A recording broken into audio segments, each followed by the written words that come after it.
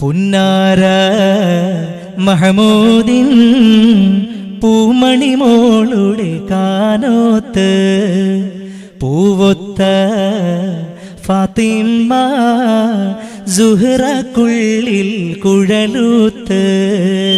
പുന്നാര മഹമൂദിൻ പൂമണി മോളുടെ കാനോത്ത് പൂവൊത്ത ഫാത്തിമ സുഹ്റക്കുള്ളിൽ കുഴലൂത്ത്.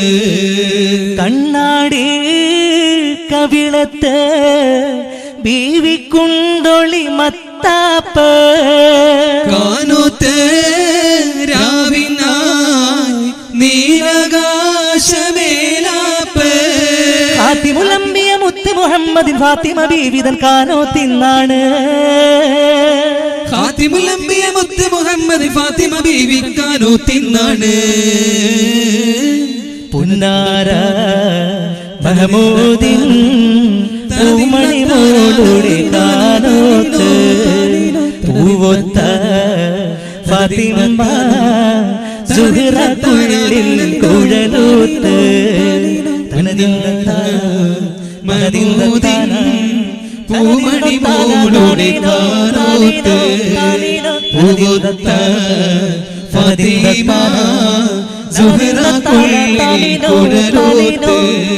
ബീവി ഖദീജ പെറ്റു വളർത്തിയ വാത്സല്യ പൂന്തളിരാണ്.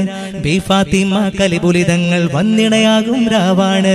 ബീവി ഖദീജ പെറ്റു വളർത്തിയ വാത്സല്യ പൂന്തളിരാണ്. ബീ ഫാത്തിമ കലിപുലിതങ്ങൾ വന്നിണയാകും രാവാണ്. ത്വാഹ റസൂലും ലാളിച്ച് പോറ്റിയൊരരുമക്കനിയാണ്. ത്വാഹ റസൂലും ലാളിച്ച് പോറ്റിയൊരരുമക്കനിയാണ്. ഫാത്തിമുലംബിയ മുത്ത് മുഹമ്മദിൻ ഫാത്തിമ ബീവിതൻ കാനോത്തിന്നാണ്. ഫാത്തിമുലംബിയ മുത്ത് മുഹമ്മദിൻ ഫാത്തിമ ബീവിതൻ കാനോത്തിന്നാണ്.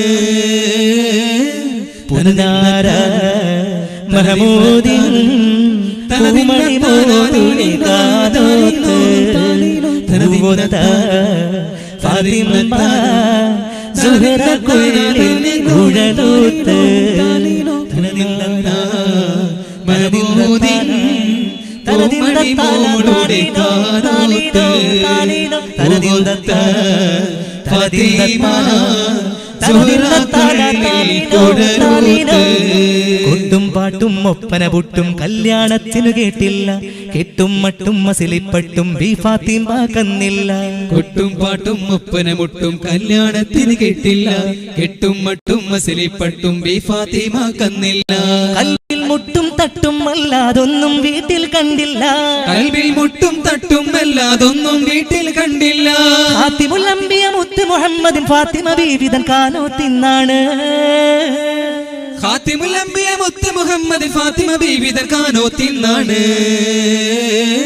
പുന്നാര മഹമൂദിൻ പൂമണി മോളുടെ കാനോത്ത് പൂവൊത്ത ഫാത്തിമ സുഹ്റക്കുള്ളിൽ കുഴലൂത്ത്. മഹമൂദിൻ പൂമണി മോളുടെ കാനോത്ത് പൂവൊത്ത ഫാത്തിമ സുഹ്റക്കുള്ളിൽ കാനോത്ത്. മിന്നുന്നടി മുടി പൊന്നും മിന്നും മുത്തളി ഫാത്തിമക്കില്ല. മണിയറമെത്തയും വെറ്റില പാക്കും മാരനലിക്ക് കൊടുത്തില്ല. മിന്നുന്നടി മുടി പൊന്നും മിന്നും മുത്തളി ഫാത്തിമാക്കില്ല. മണിയറമെത്തയും വെറ്റില പാക്കും മാരനലിക്ക് കൊടുത്തില്ല.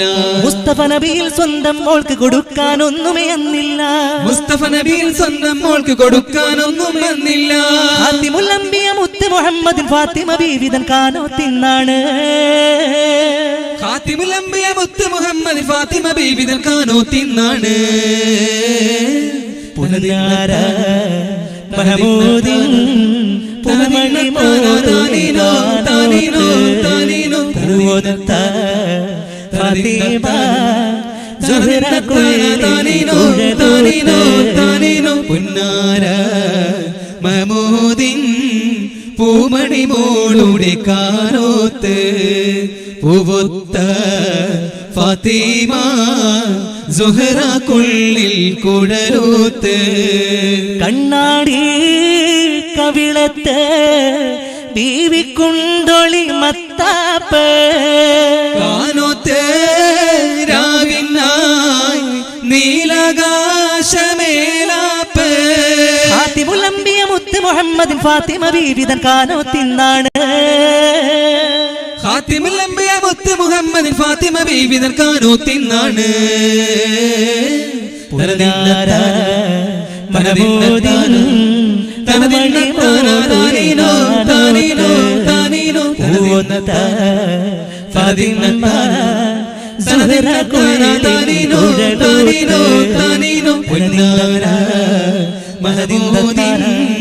പൂമണി മോടുടെ കാനോത്ത്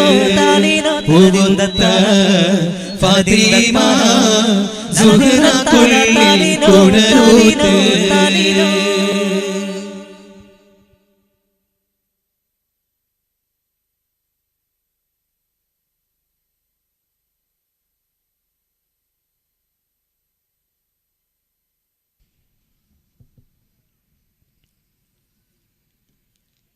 السلام عليكم ورحمة الله تعالى وبركاته. الحمد لله نحمده ونستعينه ونؤمن به ونتوكل عليه ونعوذ بالله من شرور أنفسنا ومن سيئات أعمالنا من يهده الله فلا مضل له ومن يضلله فلا هادي له نشهد أن لا إله إلا الله وحده لا شريك له ونشهد أن سيدنا محمدا عبده ورسوله أرسله بالهدى ودين الحق ليظهره على الدين كله ولو كره المشركون اللهم صل على سيدنا محمد وعلى آل سيدنا وحبيبنا محمد رب اشرح لي صدري ويسر لي أمري واحلل عقدة من لساني يفقهوا قولي الصلاة والسلام عليك يا رسول الله الصلاة والسلام عليك يا حبيب الله الصلاة والسلام عليك يا سفي الله الصلاة والسلام عليك يا خير خلق الله അനുഗ്രഹീതമായ ഈ വേദിയുടെ ആദരണീയനായ അധ്യക്ഷൻ അവർകളെ, വേദിയിലിരിക്കുന്ന ആദരണീയരായ ഉസ്താദുമാരെ, ഇവിടെ സന്നിഹിതരായ പ്രിയപ്പെട്ട രക്ഷിതാക്കളെ, എൻ്റെ മാന്യരായ യുവ സഹോദരങ്ങളെ, സഹോദരിമാരെ, അള്ളാഹുവിൻ്റെ ഭാരമായ അനുഗ്രഹത്തോടെയാണ് നമ്മൾ ഈ വേദിയിൽ ഇങ്ങനെ ഒരുമിച്ച് കൂടിയത്. അള്ളാഹു നമ്മിൽ നിന്ന് കബൂൽ ചെയ്യുമാറാകട്ടെ. നാളെ പാരത്രിക ലോകത്ത് ഉപകാരപ്പെടുന്ന വിധത്തിൽ അള്ളാഹു നമുക്ക് ഈ സംഗമത്തെ എത്തിച്ചു തരട്ടെ. നമ്മിൽ നിന്ന് വിട പറഞ്ഞു പോയി നമ്മുടെ മാതാപിതാക്കൾ, നമ്മുടെ ഉസ്താദുമാർ, നമ്മുടെ ബന്ധുമിത്രാദികൾ, നാമുമായി ബന്ധപ്പെട്ട പ്രതിവായ കൊണ്ട് വസിയത്ത് നൽകിയവർ എല്ലാവരുടെ കബറുകളും അള്ളാഹു സ്വർഗ്ഗത്തിൻ്റെ തോപ്പാക്കി കൊടുക്കട്ടെ. ജീവിച്ചിരിക്കുന്ന നമുക്ക് നാമുമായി ബന്ധപ്പെട്ട മുഴുവൻ പേർക്കും അള്ളാഹു അവൻ പൊരുത്തപ്പെട്ട രൂപത്തിലുള്ള ദീർഘായുസ്സും ആരോഗ്യം ആഫിയത്തും നൽകി അനുഗ്രഹിക്കട്ടെ. നമ്മുടെയൊക്കെ കുടുംബ ജീവിതത്തിൽ അള്ളാഹു ബർക്കത്ത് ചെയ്യട്ടെ. ലാ ഇലാഹ ഇല്ലല്ലാഹ് എന്ന കലിമ ചൊല്ലി മരിക്കുന്ന മുത്തഖീങ്ങളുടെ കൂട്ടത്തിൽ അള്ളാഹു നമ്മെ കുടുംബത്തെയും ഉൾപ്പെടുത്തി തരട്ടെ. അതിനു മുമ്പ് വിശുദ്ധ മക്ക കാണാൻ, പരിശുദ്ധ മദീന കാണാൻ, അവിടെ നിന്ന് ചെയ്യേണ്ട കർമ്മങ്ങൾ യഥാവിധി ചെയ്യാൻ അള്ളാഹു ഭാഗ്യം നൽകട്ടെ. കടം കൊണ്ട് വലയുന്ന ഒരുപാട് പേരുണ്ട്, കടം വീട്ടാൻ അള്ളാഹു മാർഗം നൽകട്ടെ. രോഗം കൊണ്ട് ബുദ്ധിമുട്ടുന്ന ഒരുപാട് പേരുണ്ട്, പരിപൂർണ്ണ ശിഫ അള്ളാഹു നൽകി അനുഗ്രഹിക്കുമാറാകട്ടെ. നമ്മുടെ മക്കളെ അള്ളാഹു സാലിഹായ മക്കളാക്കി തരട്ടെ. ആമീൻ ബിറഹ്മതിക യാ അർഹമർ റഹീമീൻ. സഹോദരന്മാരെ, മൊയ്നുൽ ഇസ്ലാം സാധു സംരക്ഷണ സമിതിയുടെ ആഭിമുഖ്യത്തിൽ നടത്തപ്പെടുന്ന 2 ദിവസത്തെ ഇസ്ലാമിക കഥാപ്രസംഗത്തിൻ്റെ സമാരംഭം കുറിക്കപ്പെട്ട വേളയിലാണ് നമ്മളുള്ളത്. ചരിത്രത്തിലേക്കൊരു തിരിച്ചുപോക്ക് മാനവലോകത്തിന് അനിവാര്യമായിരിക്കുന്നു എന്നതാണ് സത്യം. പഴയ കാലഘട്ടത്തിൻ്റെ കഥകളെ നമ്മൾ ഓർത്തെടുക്കുവാനും ചില സത്യങ്ങളെ, യാഥാർത്ഥ്യങ്ങളെ മനസാ വാചാ കർമ്മണ ഭരിക്കുവാനും അനിവാര്യമായിരിക്കുന്നു ആധുനിക ലോകം. ഇന്ന് ലോകത്തിൻ്റെ അവസ്ഥ വളരെ ദയനീയമാണ്.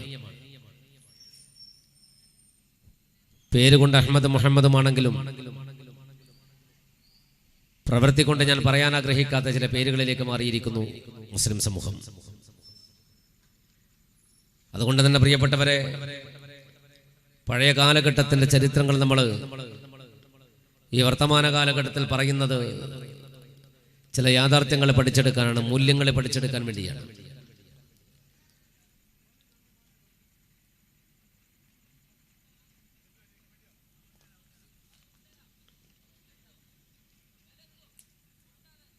ചരിത്രത്തിൽ നിന്ന് നല്ല ചില വിഷയങ്ങളെ, സംഭവങ്ങളെ നമ്മൾ ഓർത്തെടുക്കേണ്ടതുണ്ട്. മരണം വിതച്ച പൂന്തോട്ടം എന്ന് പറയുന്ന ഒരു വിശാലമായ ചരിത്രത്തിൻ്റെ സത്യങ്ങളെ നമുക്ക് ഇൻഷാ അല്ലാഹ് ഈ വൈകിയ വേളയിൽ പരിമിതമായ സമയത്തിനുള്ളിൽ ഒതുങ്ങി നിന്നുകൊണ്ട് പറഞ്ഞു തീർക്കേണ്ടതുണ്ട്.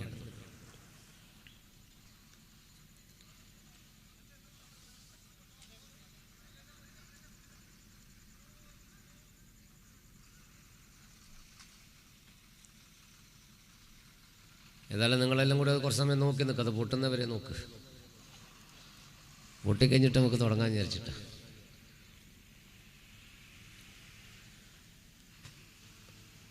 വാങ്ങിയതിന് ശേഷം കഴുകാത്തൊരു വണ്ടിയിൽ നിങ്ങൾ ഇക്കാലത്തിൽ നോക്കിയിരുന്നത്.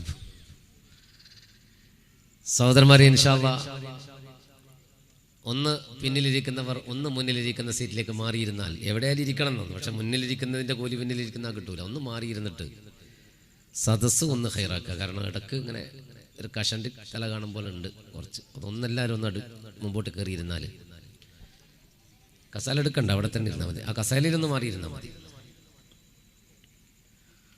ഒന്നങ്ങോട്ടും ഇങ്ങോട്ടും ഒന്ന് മാറിയിരിക്കും.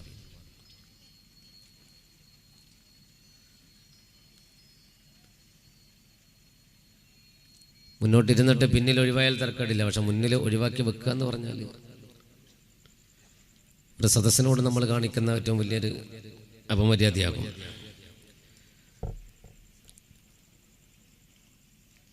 നിങ്ങളുടെ കൽബിൽ നിങ്ങൾക്ക് ഈമാനുണ്ടോ എന്ന് പരിശോധിക്കാമെന്ന് ഒരിക്കൽ പുണ്യനബി പറഞ്ഞല്ലോ സല്ലല്ലാഹു അലൈഹി വസല്ലം. മാനവാ, നിന്റെ കൽബിന്റെ അകത്ത് ഈമാനുണ്ടോ എന്ന് നിനക്ക് തന്നെ പരിശോധിക്കാം. എങ്ങനെയാത്? മനുഷ്യന്റെ കൽബിന്റെ അകത്ത് ഈമാനുണ്ടോ എന്നെങ്ങനെ പരിശോധിക്കാൻ പറ്റുക? എല്ലാം പരിശോധനയ്ക്ക് വിധേയമാക്കാൻ കഴിയുന്ന കാലത്താണ് നമ്മളുള്ളത്. മനുഷ്യന്റെ എല്ലാ അവയവവും പരിശോധിക്കുക, എല്ലാ സാധനവും പരിശോധിക്കുക, രക്തവും കഫവും ഒക്കെ പരിശോധിക്കാൻ പോകും. പക്ഷെ മനസ്സിന്റെ അകത്തുള്ള ഈമാൻ എങ്ങനെയാ പരിശോധിക്കുക? അതിനുള്ള പ്രത്യേക ലാബ് ഇന്ന് വരെ ഉദ്ഘാടനം ചെയ്തിട്ടില്ലല്ലോ. ഈമാൻ പരിശോധിക്കുന്ന ലാബുണ്ടോ ഉദ്ഘാടനം ചെയ്തിട്ട്? പക്ഷെ നമുക്ക് തന്നെ പരിശോധിക്കാമെന്നല്ലേ പുണ്യനബി പറയുന്നത് സല്ലല്ലാഹു അലൈഹി മുഹമ്മദ് സല്ലല്ലാഹു അലൈഹി വസല്ലം. ഒരു നല്ല കാര്യം നിങ്ങളോട് ആവശ്യപ്പെട്ടിട്ട് ആ നല്ല കാര്യം നിങ്ങൾ അംഗീകരിക്കുന്നുവെങ്കിൽ നിങ്ങളുടെ കൽബിൽ ഈമാൻ ഉണ്ടെന്ന് നിങ്ങൾക്ക് തന്നെ വിശ്വസിക്കാമെന്ന് പുണ്യ ഹബീബ് മുഹമ്മദ് മുസ്തഫ സല്ലല്ലാഹു അലൈഹി വസല്ലം. ഒരു നല്ല കാര്യമാണ് സദസ്സ് പൂർത്തിയാക്കേണ്ടത്. അത് നിങ്ങൾ അംഗീകരിക്കുന്നു എങ്കിൽ നിങ്ങൾക്ക് ഈമാൻ ഉണ്ട് എന്ന് നിങ്ങൾക്ക് തന്നെ മനസ്സിലാക്കാം. ഇത് ഞാൻ പറഞ്ഞതല്ല, ഹബീബ് സമദിനെയും വാഴ്ത്തി ഞങ്ങൾ പാടുന്നു ചേലിൽ, സ്തുതിയവനായി മാറ്റി ഒന്നിച്ചോതുന്നീ ഹാലിൽ. തക്ബീർ മുറുക്കി തഹ്ലീൽ മുഴക്കി വാഴ്ത്തിടാം സുബ്ഹാനേ. തക്ബീർ മുറുക്കി തഹ്ലീൽ മുഴക്കി വാഴ്ത്തിടാം സുബ്ഹാനേ. സമദിനെയും വാഴ്ത്തി ഞങ്ങൾ പാടുന്നു ചേലിൽ, സ്തുതിയവനായി മാറ്റി ഒന്നിച്ചോതുന്നീ ഹാലിൽ. 4000 കൊല്ലങ്ങൾക്ക് മുമ്പ് തന്നെ ലോകത്ത് ചരിത്രങ്ങൾ കൊണ്ട് ചിരപ്രതിഷ്ഠ നേടിയ നാടാണ് സാക്ഷാൽ ഇറാഖ്. മഹാനായ ഖലീലുല്ലാഹ് ഇബ്രാഹിം നബി അലൈഹിസ്സലാത്തു വസ്സലാമിന്റെ കാലം തൊട്ട് ചരിത്രത്തിലെ മാറ്റിവെക്കാൻ കഴിയാത്ത ഒരു രാജ്യമാണ് സാക്ഷാൽ ഇറാഖ്. കാലങ്ങൾ ഇങ്ങോട്ട് കടന്നു വന്നാൽ സാക്ഷാൽ സദ്ദാം ഹുസൈനിന്റെ കഥ വരെ പറയാൻ അറിയുന്ന നാട് തന്നെയാണല്ലോ ഇറാഖ്. ഈ വിശുദ്ധ നാട്ടിന് അള്ളാഹു കൊടുത്ത 2 നദികളാണ് ദിജ്ലയും ഫുറാത്തും, അതായത് യൂഫ്രട്ടീസും ടൈഗ്രീസും. ഇന്ത്യ മഹാരാജ്യത്തില് ഗംഗയും യമുനയും ബ്രഹ്മപുത്രയും അള്ളാഹു നൽകിയ പോലെ, മിസ്ർ പട്ടണത്തിന് ഈജിപ്തിന് നൈൽ നദിയെ കൊടുത്ത പോലെ, ഇറാഖിന് അള്ളാഹു നൽകിയ മനോഹരമായ 2 നദികളാണ് ദിജ്ലയും ഫുറാത്തും. ഇതിൽ ഫുറാത്ത് അഥവാ യൂഫ്രട്ടീസ് നദിയുടെ തീരത്താണ് രക്തരൂഷിത വിപ്ലവമായ കർബല യുദ്ധം സംഭവിച്ചതെങ്കിൽ ദിജ്ല എന്ന ഇറാഖിലെ മറ്റൊരു നദിയുടെ തീരത്താണ് മരണം വിതച്ച പൂന്തോട്ടവും അള്ളാഹു സംവിധാനിച്ചത്. ഈ ദിജ്ല നദിയുടെ തീരത്തുകൂടെ പഴയകാലത്ത് ഇറാഖിലെ പുരാതന നഗരങ്ങളായ ബസറ, കൂഫ, അഹ്ബാസ്, ബഗ്ദാദ് പോലെയുള്ള നാടുകളിലേക്ക് കച്ചവട സംഘം പോകാറുണ്ടായിരുന്നു. ആ കച്ചവട സംഘം പോകുന്ന വഴി ദിജ്ല നദിയുടെ തീരത്തുകൂടെയാണ്. ഏറെ നടന്നു പോയാൽ ഒരു ചെറിയ ഗ്രാമമുണ്ട് ദിജ്ല നദിയുടെ തീരത്ത്. ആ ഗ്രാമത്തിൽ അദ്നാൻ ബിൻ ഉഖബ എന്ന് പറയുന്ന ഒരു മജൂസിയായ ഒരു അഗ്നി ആരാധകനായ ഒരു മനുഷ്യൻ ജീവിച്ചിരുന്നു.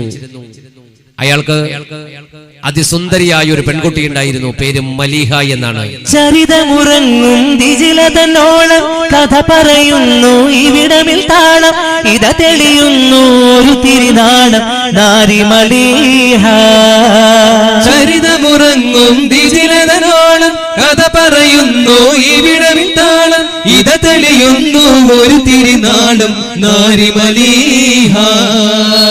16 പടിവാതിൽ അവളുന്തി കടന്നു. പല മുഖം മനസ്സുള്ളിൽ അവർ നിറച്ചിടുന്നു. നഖചിത്ര കനവുകൾ അവൾ വരയ്ക്കുന്നു നാരി മലീഹ. സമദിനയും വാഴ്ത്തി ഞങ്ങൾ പാടുന്നു ചേലിൽ. സ്തുതിയവനായി മാറ്റി ഒന്നിച്ചോതും നീഹാരിൽ. ദിജ്ല നദിയുടെ തീരത്തുള്ള ഉമാറ എന്ന് പറയുന്ന ആ ഗ്രാമത്തിൽ അദ്നാൻ ബിൻ ഉഖബ എന്ന പേരുള്ള ഒരു അഗ്നി ആരാധകൻ ജീവിച്ചിരുന്നു. തീയെ ആരാധിക്കുന്ന ഒരാള്, ഒരു മജൂസി എന്ന് പറഞ്ഞ തീയെ ആരാധിക്കുന്ന ആൾ. അയാളുടെ ദൈവം, അയാൾ വിശ്വസിക്കുന്നത് തീയാണ് എന്നാണ്. ആ മജൂസിയായ അഗ്നി ആരാധകനായ അദ്നാൻ ബിൻ ഉഖബക്ക് 16-17 വയസ്സ് പ്രായമുള്ള മംഗലപ്രായത്തിനോടടുത്ത ഒരു കല്യാണ പെണ്ണ് ആകാൻ വയസ്സുള്ള ഒരു പെൺകുട്ടി ഉണ്ടായിരുന്നു. അതിസുന്ദരിയായ പെണ്ണ്, പേര് മലീഹ എന്നാണ്. കല്യാണപ്രായമായി തന്റെ മകളെ കെട്ടിച്ചു വിടാൻ, ഒന്ന് മംഗലം കഴിപ്പിച്ചു വിടാൻ അദ്നാൻ ബിൻ ഉഖബ ആപതും പണിപ്പെട്ടു. സാമ്പത്തികം വില്ലനായി നിന്നപ്പോ അവളുടെ കല്യാണം നടന്നില്ല. ഒരിക്കൽ ഈ പെണ്ണ് ദിജ്ല നദിയുടെ തീരത്ത് വന്നിരുന്നിട്ട് ഒരു ചെറിയ പാറക്കല്ലിൽ കയറിയിരുന്നിട്ട് കല്ലുകൾ പെറുക്കി വെള്ളത്തിലേക്ക് അങ്ങനെ എറിഞ്ഞുകൊണ്ട് അവൾ ഇങ്ങനെ ചിന്തിച്ചുവെന്നാണ്, ദൈവമേ നീ എന്തിനാണ് എന്നെ പടച്ചത്? നീ എന്നെ പടച്ചില്ലായിരുന്നെങ്കിൽ എന്റെ പിതാവിന് ഇത്ര ബുദ്ധിമുട്ടുണ്ടാകുമായിരുന്നില്ലല്ലോ. അവളങ്ങനെ കല്ലെറിഞ്ഞിട്ട് ആലോചന, ഏതോ ഒരു വല്ലാത്തൊരു ആലോചനയിൽ ഇരിക്കുമ്പോ ഇറാഖിലെ പുരാതന പട്ടണമായ അഹ്വാസിലേക്ക് ഒരു കച്ചവട സംഘം അതുവഴി പോയി. ഒരു കാഫിലക്കൂട്ടം ഒട്ടക സംഘം. ആ ഒട്ടക സംഘത്തിന്റെ നേതാവ് പാറപ്പുറത്ത് ചിന്താനുമഗ്നയായിരിക്കുന്ന പെണ്ണിനെ കണ്ടു. അയാൾ മെല്ലെ ഒട്ടകപ്പുറത്ത് നിന്നിറങ്ങി കച്ചവട സംഘത്തിൽ തന്റെ കൂട്ടുകാരോട് വിളിച്ചു പറഞ്ഞു, നിങ്ങൾ അഹ്വാസിലേക്ക് പോയിക്കോളൂ. കച്ചവടം ചെയ്തിട്ട് ലാഭം കിട്ടിയാൽ അതെന്റെ നാട്ടിൽ എന്റെ പിതാവിനെ ഏൽപ്പിച്ചാൽ മതി. അവർ ചോദിച്ചു, കച്ചവട സംഘത്തിന്റെ മുതലാളിയോട് ചോദിച്ചു, നിങ്ങൾ വരുന്നില്ലേ? ആ ചെറുപ്പക്കാരൻ പറഞ്ഞു, ഞാൻ ചിലപ്പം വരും, ചിലപ്പം വരില്ല, എന്നെ നിങ്ങൾ പ്രതീക്ഷിക്കേണ്ട, പോയിക്കോളൂ എന്ന് പറഞ്ഞു. അവരൊട്ടക സംഘം നടന്നുപോയി. ദിജ്ല നദിയുടെ തീരത്തുകൂടെ ഒട്ടക സംഘം നടന്നു പോകുമ്പോ ഈ ചെറുപ്പക്കാരൻ പാറപ്പുറത്തിരിക്കുന്ന പെണ്ണിന്റെ അടുക്കിലേക്ക് വന്നു. അവൾ അതൊന്നും കാണുന്നില്ല. അവളൊരു വല്ലാത്ത ചിന്തയിലായിരുന്നു. ഇവനാണെങ്കിൽ അവളുടെ അടുത്ത് വന്നവിടെ നിന്ന് തൊട്ടടുത്ത് വന്ന് നിന്നു. എന്നിട്ട് വെള്ളത്തിലേക്ക് നോക്കിയിരിക്കുന്ന ആ മനോഹരിയായ പെണ്ണിന്റെ മുഖത്തിവൻ അന്തം വിട്ടിട്ട് ഇങ്ങനെ ഒരു നോട്ടം നോക്കിയിട്ട് പറഞ്ഞു, ഹൈവാ ഫിർദൗസും കീന കണ്ടിട്ടിരിക്കും പൂവി, ഫളിലുത്ത് മാരനെത്താൻ കോതിക്കും ബീവി. പൂവിയാൾ 17 മലർക്കൊമ്പത്ത് പൂരണ കീനാവിന്ന് കൽവിൽ മുറ്റത്ത്. ഫിർദൗസും കീന കണ്ടിട്ടിരിക്കും ബീവി, ഫളിലുത്ത് മാരനെത്താൻ കോതിക്കും ബീവി. പൂവിയാൾ 17 മലർക്കൊമ്പത്ത് പൂരണ കീനാവിന്ന് കൽവിൻ മുറ്റത്ത്. തിരിയിട്ടു തെളിയിച്ച വിളക്കുകൾ പോലെ, തളിർമുള്ള വിരിഞ്ഞുള്ള പൂവള്ളി പോലെ, തരുണികൾ ഫജറിന്റെ ചെങ്കതിർ പോലെ, തരുണികൾ ഫജറിന്റെ ചെങ്കതിർ പോലെ. തിരിയിട്ടു തെളിയിച്ച വിളക്കുകൾ പോലെ, തളിർമുള്ള വിരിഞ്ഞുള്ള പൂവള്ളി പോലെ, തരുണികൾ ഫജറിന്റെ ചെങ്കതിർ പോലെ. ഫിർദൗസും കീന കണ്ടിട്ടിരിക്കും ബീവി, ഫളിലുത്ത് മാരനെത്താൻ കോതിക്കും ബീവി. പൂവിയാൽ 17 മലർക്കൊമ്പത്ത് കുമ്പത്ത് പൂരണ കീനാവിന്ന് കൽവിൻ മുറ്റത്ത്. അവൻ വന്നിട്ട് അവളുടെ മുഖത്ത് ഇങ്ങനെ നോക്കി. ഓഫ്, ഒരു വല്ലാത്ത നോട്ടം. പെട്ടെന്ന് അവള് കണ്ടു. അവള് പറഞ്ഞു, ഛീ നീ എന്താടാ നോക്കുന്നേന്ന് വെച്ചു. അവൻ പറഞ്ഞു, ഞാൻ നിന്നെ നോക്കുന്നേ, നീ ഒരു അന്യപുരുഷനല്ലേ, അതുകൊണ്ടല്ലേ നോക്കുന്നത്. ഇവനോട് പറഞ്ഞിട്ട് വല്ല കാര്യമില്ലാന്ന് തോന്നി ഇവളോടി ഇവളുടെ പുരയിലേക്ക് പോയി. ഇവനും ബാക്ക് തന്നെ പോയി. ഇവളോടി വീട്ടിന്റെ അകത്ത് കയറി. ഇവൻ വീട്ടിന്റെ മുറ്റത്ത് നിന്നു. ഇവളുടെ ഓട്ടവും അകത്തേക്കുള്ള വേജാറും ഒക്കെ കണ്ടപ്പോ, അകത്തെ കൂടിയ വേജാറൊക്കെ കണ്ടപ്പോ ഇവളുടെ പിതാവ് അദ്നാൻ ബിൻ ഉഖ്മ മെല്ലെ പുറത്തേക്ക് ഇറങ്ങി. വീട്ടിന്റെ പുറത്തിറങ്ങുമ്പോ കാണുന്നു, വീട്ടിന്റെ മുറ്റത്ത് ഒരു ചെറുപ്പക്കാരൻ നിൽക്കുന്ന, അടിപൊളി അതിസുന്ദരനായ, നല്ല ഏകദേശം ഇവനെല്ലാം പോലത്തെ ഇങ്ങനെ നിൽക്കുന്നു. അദ്നാൻ ബിൻ ഉഖ്മ ചോദിച്ചു, അല്ല നിങ്ങൾ ആരാണ്? അയാൾ പറഞ്ഞു, ഞാൻ ആരാണെന്നൊക്കെ പറയാം, പക്ഷെ അതിനു മുമ്പ് ഈ അകത്തേക്ക് പോയ പെണ്ണേതാ? അതെന്റെ മോളാ, പേര് മലിഹ. നിങ്ങള്? ഞാൻ യമാമയിലെ കുലപതിയായ കോടീശ്വരൻ മുസൈലിമത്ത് സമാമയുടെ മകൻ മസൂദ് ബിൻ മുസൈലിമ. യമാമയിലെ കോടീശ്വരനായ മുസൈലിമത്ത് സമാമയുടെ മകൻ മസൂദ് ബിൻ മുസൈലിമയാണ് ഞാനെന്ന് പറഞ്ഞപ്പോ അദ്നാൻ ബിൻ ഉഖ്മ ഞെട്ടിയിട്ട് ചോദിച്ചു, മുസൈലിമയുടെ മോനോ? അതെ. എന്റെ ഉപ്പാൻ അങ്ങക്കറിയോ? പിന്നെ എന്റെ ഉപ്പാൻ എനിക്ക് നന്നായിട്ട് അറിയാം, ആള് ബടാ പിതാവല്ലേ. അല്ല, മുസൈലിമയുടെ മോനായ നീ എന്താ ഇവിടെ? അപ്പൊ പറഞ്ഞു, ഞാൻ ഇതുവഴി അഹ്വാസിലേക്ക് പോകുന്ന കച്ചവട സംഘത്തിന്റെ നേതാവാണ്. ഞാൻ ഇതുവഴി പോകുമ്പോഴാണ് പാറപ്പുറത്തിരിക്കണം നിങ്ങളുടെ പെണ്ണിനെ കണ്ടത്. അതുകൊണ്ട് എനിക്ക് അവളെ ഇഷ്ടായി. എന്നിട്ട് ഞാൻ അവളെ മംഗലം കഴിക്കാൻ വന്നതാ. അതിനാൽ മുന്നേ ഞെട്ടിപ്പോയി. അയാൾ പറഞ്ഞു, നിങ്ങൾ ഇത് വർത്താന പറഞ്ഞത്? നിങ്ങളാര് ഞങ്ങളാര്? നിങ്ങള് ഒരു രാജ്യത്തിന്റെ അവകാശവും അധികാരവും കൈയാളാൻ ദൈവം തമ്പുരാൻ സമ്പത്ത് കൊണ്ട് അനുഗ്രഹിച്ച ഉന്നത കുലജാതൻ. ഞാനും എന്റെ മോളോ ഒരു നേരത്തെ കഞ്ഞിക്ക് പോലും വകുപ്പില്ലാത്ത പട്ടിണിപ്പാപം. എന്നിട്ട് എന്റെ മോളെ നിങ്ങൾ മംഗലം കഴിക്കുന്നോ? മസൂദ് പറഞ്ഞു, എനിക്ക് നിങ്ങളെ പെണ്ണിനെ റൊമ്പ മുടിച്ചെറുക്ക് അണ്ണോ, എനിക്ക് അത്ര ഇഷ്ടായിരുന്നു. അപ്പൊ ഇയാള് പറഞ്ഞു, നിങ്ങൾക്ക് എന്റെ കുട്ടിയെ ഇഷ്ടമാണെങ്കിൽ ഞാൻ അവളോടൊന്ന് ചോദിക്കട്ടെ. ഒന്ന് പെട്ടെന്ന് ചോദിക്കുന്നതാണ്. അതിനാൽ പിന്നൊക്കെ വീട്ടിന്റെ അകത്തേക്ക് കയറുമ്പോ ഈ പെണ്ണെന്താ പണിയെടുക്കണേന്നറിയോ? കസവിന്റെ തട്ടവുമിട്ട് വിരിയുടെ മറവിൽ ഒളിഞ്ഞു നിന്ന് നോക്കിടുന്നൊരു പെണ്ണുണ്ട്. വിരിയുടെ മറവിൽ ഒളിഞ്ഞു നിന്ന് നോക്കിടുന്നൊരു പെണ്ണുണ്ട്. ഞാലിയലിക്കത്തിട്ട് കസവിന്റെ തട്ടവുമിട്ട് വിരിയുടെ മറവിൽ ഒളിഞ്ഞു നിന്ന് നോക്കിടുന്നൊരു പെണ്ണുണ്ട്. വിരിയുടെ മറവിൽ ഒളിഞ്ഞു നിന്ന് നോക്കിടുന്നൊരു പെണ്ണുണ്ട്. പെണ്ണെ നീ പോരുമോയൻ കൽബെന്ന കൊട്ടാരത്തിൽ. പെണ്ണെ നീ പോരുമോയൻ കൽബെന്ന കൊട്ടാരത്തിൽ. മുത്തുക്കൂടയും ചൂടി പോരുമോ നീ? മുത്തുക്കൂടയും ചൂടി പോരുമോ നീ? ഞാലിയലിക്കത്തിട്ട് കസവിന്റെ തട്ടവുമിട്ട് വിരിയുടെ മറവിൽ ഒളിഞ്ഞു നിന്ന് നോക്കിടുന്നൊരു പെണ്ണുണ്ട്. വിരിയുടെ മറവിൽ ഒളിഞ്ഞു നിന്ന് നോക്കിടുന്നൊരു പെണ്ണുണ്ട്. ഉപ്പയകത്ത് കയറുമ്പോ ഈ പെണ്ണ് ജനാലയുടെ സൈഡിൽ ഇങ്ങനെ നിന്നിട്ട് പുറത്തേക്ക് ഇങ്ങനെ നോക്കുകയാണ്. ആരപ്പ വന്നേ, ഇയാൾ എന്തായി പറയണത്?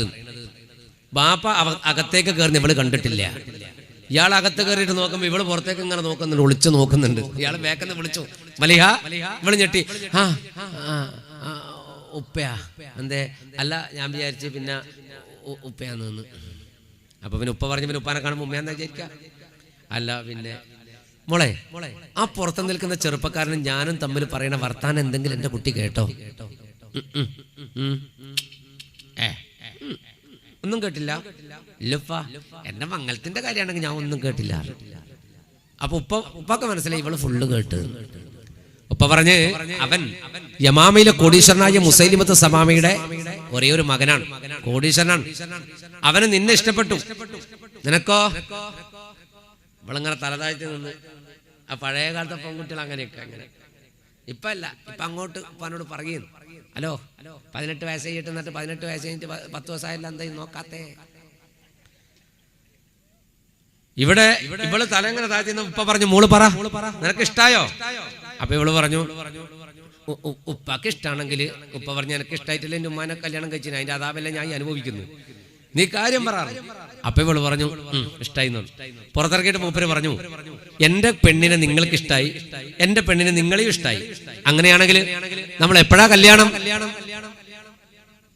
മസൂദ് പറഞ്ഞു ഇപ്പോ. ഇപ്പോ? ഇപ്പോ അല്ല, അത് ശരിയല്ല. എന്താ? ഇപ്പൊ ഒരു കല്യാണം നടത്തേണ്ട മൂഡിലല്ല ഞാൻ. മസൂദ് പറഞ്ഞു ഞാൻ അതിന്റെ ഫുൾ മൂഡിലാ. അപ്പൊ ഈ പെണ്ണിന്റെ 14 പറഞ്ഞു അല്ല കല്യാണം നടത്താന്ന് പറഞ്ഞ ഒന്നുമില്ല അയൽവക്കക്കാരോടൊക്കെ ഒരു വിവരം പറയണ്ടേ? എന്നാ പോയിട്ട് വേഗം പറഞ്ഞിട്ടോ എന്ന്. ഈ പാപം പുറത്തിറങ്ങി അയൽവക്കത്തെ വീട്ടിൽ പോയിട്ട് വിളിച്ചു, ഹലോ എന്തേ എന്റെ മോളെ മംഗലോ? എപ്പോ? ഇപ്പോ. പുതിയാപ്പിള ഇവിടെ? പുതിയാപ്പിള മുറ്റത്തുണ്ട്. നാട്ടുകാർ പറഞ്ഞ് മുറ്റത്ത് പുതിയാപ്പള്ളിയും പറ്റി കല്യാണം വിളിക്കാൻ വന്നാൽ നമ്മൾ വരൂല.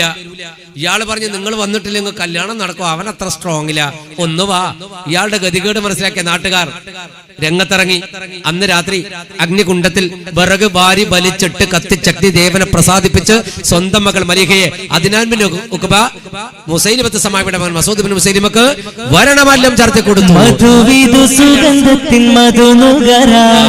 വരുന്നിവിടെ പുതുമാരൻ മധുമണം ചൊരിയുന്ന മലിഹയായി മണവാളൻ സുമധുരവിരുന്നവളൊരുക്കി വെച്ച് സുമുഖിയിരുന്നൊരു രാവിൽ സുമുഖന മസൂദിന്റെ വരവുറച്ച് ഇത ചേലി മധുവിധു സുഗന്ധത്തിൻ മധുനുകരാ വരുന്നിവിടെ പുതുമാരൻ മധുമണം ചൊരിയുന്ന മലിഹയിലായി മണവാളൻ സുമധുരവിരുന്നവളൊരുക്കി വെച്ച് സുമുഖിയിരുന്നൊരു രാവിൽ സുമുഖന മസൂദിന്റെ വരവുറച്ച് ഇത ചേലി.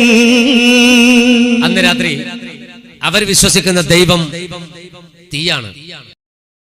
വിറകിന്റെ കുണ്ടത്തിൽ തീയിട്ട് കത്തിച്ച് ആ കത്തിക്കാളുന്ന തീയെ സാക്ഷി നിർത്തി സ്വന്തം മകളെ കല്യാണം ചെയ്തു കൊടുത്തു, മംഗലം ചെയ്തു കൊടുത്തു മുസൈലിമത്ത് സമാമയുടെ മകൻ മസൂദ് ബിൻ മുസൈലിമക്ക് അദ്നാൻ ബിൻ ഉഖബ എന്ന ഇവളുടെ പിതാവ്. അങ്ങനെ മംഗലമൊക്കെ കഴിഞ്ഞു. മുസൈലിമത്ത് സമാമയുടെ മകൻ ഇവളുടെ പുരയിൽ തന്നെ അങ്ങോട്ട് കൂടി. ആ പുരയിൽ തന്നെ കല്യാണം കഴിച്ചിട്ട് മംഗലം കഴിച്ചിട്ട് ഭാര്യയുടെ വീട്ടിൽ തന്നെ അവിടെ കൂടി. ഞങ്ങളെ പോലെ നിങ്ങൾക്കെന്തൊരു പൊളിച്ച ചിരി. നമ്മൾ കണ്ണൂർക്കാരായതുകൊണ്ടാ. വ്യക്തമായ തെളിവോട് കൂടിയാ നമ്മൾ വീട്ടിൽ നിൽക്കുന്നട്ടാ. നിങ്ങൾ വിചാരിക്കണ്ട വെറുതെ നിൽക്കാൻ. ഞങ്ങൾ ശക്തമായ തെളിവുണ്ട്. ഞങ്ങൾ ഭാര്യയുടെ വീട്ടിൽ നിൽക്കുന്നതിന് എന്താ തെളിവെന്നറിയോ? കലീമുല്ലാഹി മൂസ അലൈഹി സ്വലാത്തു വസ്സലാം മംഗലം കഴിച്ചിട്ട് 10 കൊല്ലം ഷുഐബ് നബിയുടെ വീട്ടിൽ കൂടിയിട്ടുണ്ട്. ആ ഒറ്റ തെളിവിന്റെ ബലത്തിലാണ് നമ്മൾ നിൽക്കുന്നത്. 10 കൊല്ലം കഴിയുമ്പോഴേക്ക് നമ്മൾ പുറത്തായിക്കോളൂ, ഇല്ലെങ്കിൽ ഓർ പുറത്തായിക്കോളൂ, ഏതെങ്കിലും ഒന്ന് സംഭവിക്കും. അപ്പൊ കല്യാണം കഴിച്ചിട്ട് മംഗലം കഴിച്ചിട്ട് മുസൈലിമയുടെ മകൻ ഇവിടെ തന്നെ കൂടി 6 മാസം അടിപൊളി കേട്ടോ. കല്യാണം കഴിച്ചിട്ട് 6 മാസം അടിച്ചു പൊളിച്ച് ജീവിച്ചു. ഭാര്യയും ഭർത്താവ് സ്നേഹത്തോടെ. എന്തൊരു സ്നേഹം! ഈ 6 മാസം ഒരു പെണ്ണിനോട് ഒരു ഭർത്താവിനോട് എങ്ങനെ ജീവിക്കണമെന്ന് ആരും പറഞ്ഞു കൊടുക്കേണ്ട ആവശ്യമില്ല. അവരടിച്ചു പൊളിച്ച് ജീവിച്ചോളൂ. മംഗലം കഴിഞ്ഞ് 6 മാസം സൂപ്പറാ. 6 മാസമല്ല ജീവിതം, അതിന്റെ ബാക്കിൽ വരാനുള്ളതാണ് ജീവിതം എന്നൊരു ബോധം ഉണ്ടാക്കണം. 6 മാസം കഴിയുമ്പോൾ എല്ലാം കണ്ട് എല്ലാം മടുത്ത് പിന്നെ അടിയായി പിടിയായി അലാക്കായി ഗുലുമാലായി. 6 മാസത്തേക്ക് ഒരാളെയും ജീവിക്കാൻ ആരും പഠിപ്പിക്കണ്ട. മംഗലം കഴിഞ്ഞാൽ അടിപൊളിയായിട്ട് ജീവിച്ചോളൂ. എന്തൊരു സൂപ്പർ ജീവിതമായിരിക്കും. ആ ബൈക്കിന്റെ മേലെ പോന്ന കണ്ടാൽ തന്നെ അറിയാം എത്ര മാസമായി മംഗലം കഴിച്ചിട്ട്. ഒരുത്തന്റെ ഒരു പെണ്ണിന്റെ ഒരുത്തന്റെ മംഗലം കഴിഞ്ഞ് എത്ര മാസമാണ് ബൈക്കിന്റെ മേലെ പോന്ന കണ്ടാൽ തിരിയും. ആദ്യം ഒരു പോക്കന്നെയാണ്. ഇവിടെ നിങ്ങളെ എല്ലിന് ഇടയില്ലേ, തൊട്ടോക്കിയട്ടെ. ഇതെന്തിനാ അറിയോ? ഇതെന്തിനാ? ഈ ബാക്കിലിരിക്കുന്ന പെണ്ണിന് 2 വിരലിട്ട് പിടിക്കാൻ വേണ്ടിട്ടാ. ഇങ്ങനെ കൊളത്തിയിട്ടാ പോവുക. ചിലപ്പോ നിങ്ങൾ കാണാം ഭർത്താവിന്റെ പെരടിയിൽ ഇങ്ങനെ കൈയിട്ട് മുറുക്കി പിടിച്ചിട്ട് ഇവന് ശ്വാസം കിട്ടൂല, എന്നാലും മുണ്ടൂല. സ്കൂൾ ബാഗ് ഇട്ട പോലെ ഉണ്ടാവും. അതൊരു 6 മാസം കഴിഞ്ഞിട്ടാകുമ്പോ നോക്കി നോക്കിയാട്ടെ ബാക്കിലെ കമ്പി എന്നെ പിടിച്ചിട്ടുണ്ടാവും. അന്നേരം മനസ്സിലായിക്കോളെ എത്ര മാസം അതിന് മംഗലം കഴിച്ചിട്ട്. ഇതാണ് അവസ്ഥ ഉണ്ടാകുക. 6 മാസം കഴിഞ്ഞാൽ ഈ വണ്ടി ആദ്യം വെല്ലേ പോവും. 6 മാസം കഴിഞ്ഞ ഇവന്റെ വണ്ടിക്ക് സ്പീഡും കൂടും. കുണ്ടിൽ വീണാൽ തിരക്കില്ല, ബമ്പിൽ വീണാൽ തിരക്കില്ല. ഇത് വേക്കെന്ന് വീണം എന്നാ ലക്ഷ്യം. അങ്ങനെയുണ്ട്, അങ്ങനെ കുറെ മനുഷ്യന്മാരുണ്ട്. അപ്പോ ഇവിടെ 6 മാസം അടിച്ചു പൊളിച്ച് ജീവിച്ചു, അടിപൊളിയായി ജീവിച്ചു, സൂപ്പറായി ജീവിച്ചിട്ട് 6 മാസം കഴിഞ്ഞപ്പോൾ ഒരു ദിവസം രാവിലെ മസൂദ് തന്റെ ഭാര്യയോട് പറഞ്ഞു, മലിഹ 6 മാസമായി ഞാൻ ഇവിടെ കൂടുന്നു, എന്തേ ഞാനൊന്ന് എന്റെ വീട്ടിൽ പോയാലോ? വീട്ടിലോ? എവിടെ? നാട്ടില്. എന്തിന്? എടീ ഒന്ന് പോയിട്ട് വരാ. അപ്പൊ ഇവള് പറഞ്ഞു, വേണ്ട, നിങ്ങൾ പോണ്ട. അത് പെണ്ണുങ്ങളെ തട്ടിപ്പാ. ആ തട്ടിപ്പിന്റെ മുന്നിൽ എത്ര മനുഷ്യന്മാർ കുടുങ്ങിയിട്ടുണ്ടെന്ന് അറിയാം. ചില പെണ്ണുങ്ങൾ വല്ലാത്ത സാധനം. ചില ഗൾഫുകാർ കുടുങ്ങിയിട്ടില്ലേ? ഗൾഫിലേക്ക് ഈ പെണ്ണ് ഫോൺ വിളിച്ചിട്ട് പറയും, എന്റെ മനുഷ്യങ്ങൾ ഗൾഫിൽ നിൽക്കണ്ട, ക്യാൻസലാക്കിയിട്ട് ഇങ്ങോട്ട് വാ, കേൾക്കേണ്ട താമസം പൊട്ടം ക്യാൻസലാക്കും. എന്താവശ്യത്തിന് ഈ പെണ്ണിനെ നമ്പിയിട്ടുണ്ടോ ക്യാൻസലാക്കി വന്നിട്ട് ക്യാൻസലാക്കിയ പൈസ അടിച്ചു പൊളിച്ച് തീർത്തിട്ട് 6 മാസം കഴിഞ്ഞാൽ ഇവൾക്കറിയാം എൻ്റെ അടുത്ത് ഒന്നുമില്ല. കൂടെ കിടന്നിട്ടുണ്ട് ഒരു ചോദ്യം, പിന്നെ നിങ്ങൾ ശരിക്കും ക്യാൻസലാക്കീന്? അപ്പം പറയും, പിന്നെ ഞാനത് നീ പറഞ്ഞ അന്നെ ക്യാൻസലാക്കീന്. നിങ്ങൾക്ക് വിസ കിട്ടൂല, എന്തിന് പോകാൻ? ഞാൻ പോണില്ല എന്ന് പറഞ്ഞാല് എന്നാ ബാംഗ്ലൂരെങ്കും പോയിക്കോ അറിയും എന്ന് പറഞ്ഞാൽ ഇതില്ലേ വളരെ പോകാ വിഷമം. ആധുനിക ലോകത്തെ പെണ്ണുങ്ങളെ ഒരുപാട് നല്ല പെണ്ണുങ്ങളുണ്ട്, അവരെ കുറിച്ചല്ല പറഞ്ഞത്. ഇപ്പോഴത്തെ മോഡേൺ പെണ്ണുങ്ങളെ കുറിച്ചാണ്. അവർക്ക് അടിച്ചു പൊളിച്ച് ജീവിക്കണം. അതിനുവേണ്ടി ഭർത്താവ് എന്ത് ഹലാക്കായാൽ തർക്കടില്ല, ഇവൾക്ക് ഇവളുടെ സുഖം മാത്രമാണ്. അള്ളാഹു നമ്മളെ കുടുംബജീവിതം ഹൈറാക്കി തരട്ടെ. ഈ പെണ്ണ് പറഞ്ഞു, നിങ്ങൾ പോണ്ടെന്നു. അയാൾ പറഞ്ഞു, എടി പെണ്ണേ, നിനക്ക് പട്ടിണി കിടന്നിട്ട് നല്ല എക്സ്പീരിയൻസ് ആണ്, എനിക്ക് തീരെ ഇല്ലത്. നീ ജനിച്ചേരം പട്ടിണിയാ, ഞാൻ ജനിച്ചേരം തിന്നൽ തുടങ്ങിയതാ. അതുകൊണ്ട് എനിക്ക് പട്ടിണി കിടന്ന് വലിയ പരിചയമില്ല. പിന്നെ ഈ ചെറ്റപ്പുരയിൽ കൂടിയിട്ട് എനിക്ക് മടുത്തില്ലടി. ഈ ചെറിയ വീട്ടിന്റെ അകത്ത് കൂടിയിട്ട് നിനക്ക് മടുപ്പ് തോന്നില്ലേ? ഞാൻ എന്റെ നാട്ടിൽ പോയി പിതാവിനോട് അവകാശം വാങ്ങിക്കൊണ്ട് വന്നിട്ട് ഈ ചെറ്റപ്പുര അടിച്ചാണ്ട് പൊളിച്ച് മാറ്റിയിട്ട് ഇവിടെ ഒരു ഫുൾ അടിപൊളി ബിൽഡിംഗ് ഉണ്ടാക്കാം, ഒരു ഉഗ്രം കൊട്ടാരം. ആ കൊട്ടാരത്തിലെ രാജകുമാരിയായി നീയും രാജകുമാരനായി ഞാനും നമുക്കട്ട് അടിച്ചു പൊളിച്ച് കൂടാ. അപ്പൊ ഇവിടെ പറഞ്ഞു, ഉപ്പയോ അങ്ങനെ സാധനം ഉണ്ടാ, സഞ്ചിയിലിട്ട് തൂക്കാന്ന് പറഞ്ഞു. ഇതൊക്കെ പറഞ്ഞപ്പോ ഇവൾക്ക് സമാധാനമായി, കാരണം പുരണ്ടാക്കാനെല്ലാം കൂടി പൈസക്ക് പോണല്ലേ. അപ്പൊ ഇവള് ചോദിച്ചു, എന്നാ നിങ്ങൾ പോയിക്കോ, പക്ഷെ പോയാൽ എന്നാ വരിക? മനസ്സിൽ മുഹബത്തിൻ മധുരം മുളപ്പിച്ച മണിമുത്ത് സുൽത്താനേ, മഹറിൻ മലർമാല മാറിലണിക്കാൻ എന്ന് വരും തേനേ.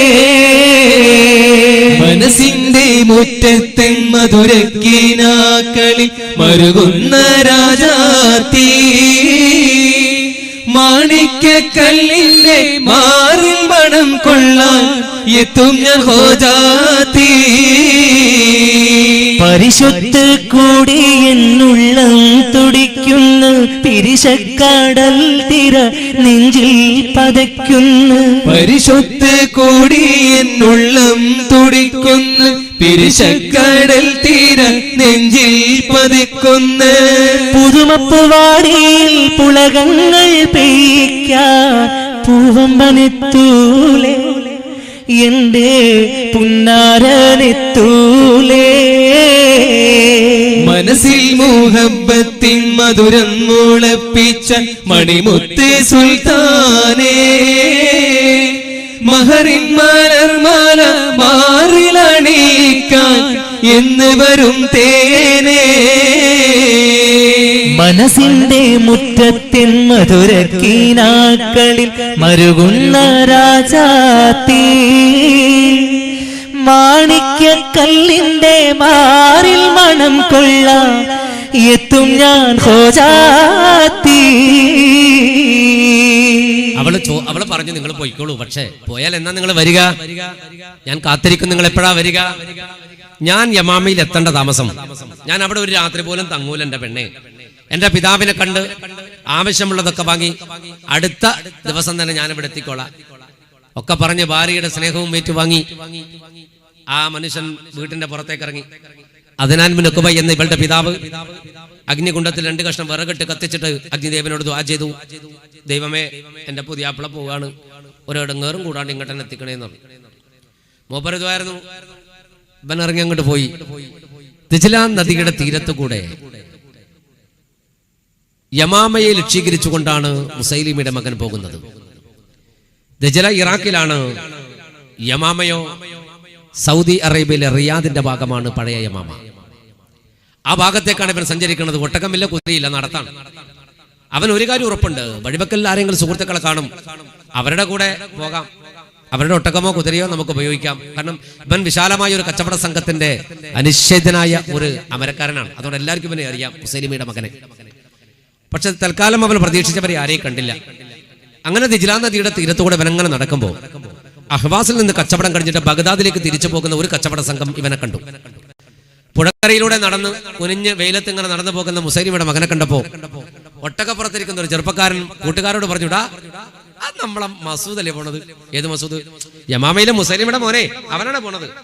നീ പോടെ, യമാമയിലെ മസൂദോ? ആയിരക്കണക്കിന് കുതിരകളും ഒട്ടകങ്ങളും ജന്മാവകാശമായി കിട്ടിയൊരു മനുഷ്യനാണ് അവൻ. അവനെങ്ങനെ ഒന്നുമില്ലാണ്ട് നടന്നു പോകാനോ? അവനൊന്നല്ല, വേറെ ആളാന്നോ? അല്ലടാ, അവൻ തന്നെ. എനിക്ക് വിശ്വാസമില്ല, നീ വിളിച്ചോക്കുന്ന. ഒരുത്തൻ വിളിച്ചു, മസൂദേ, മസൂദ്,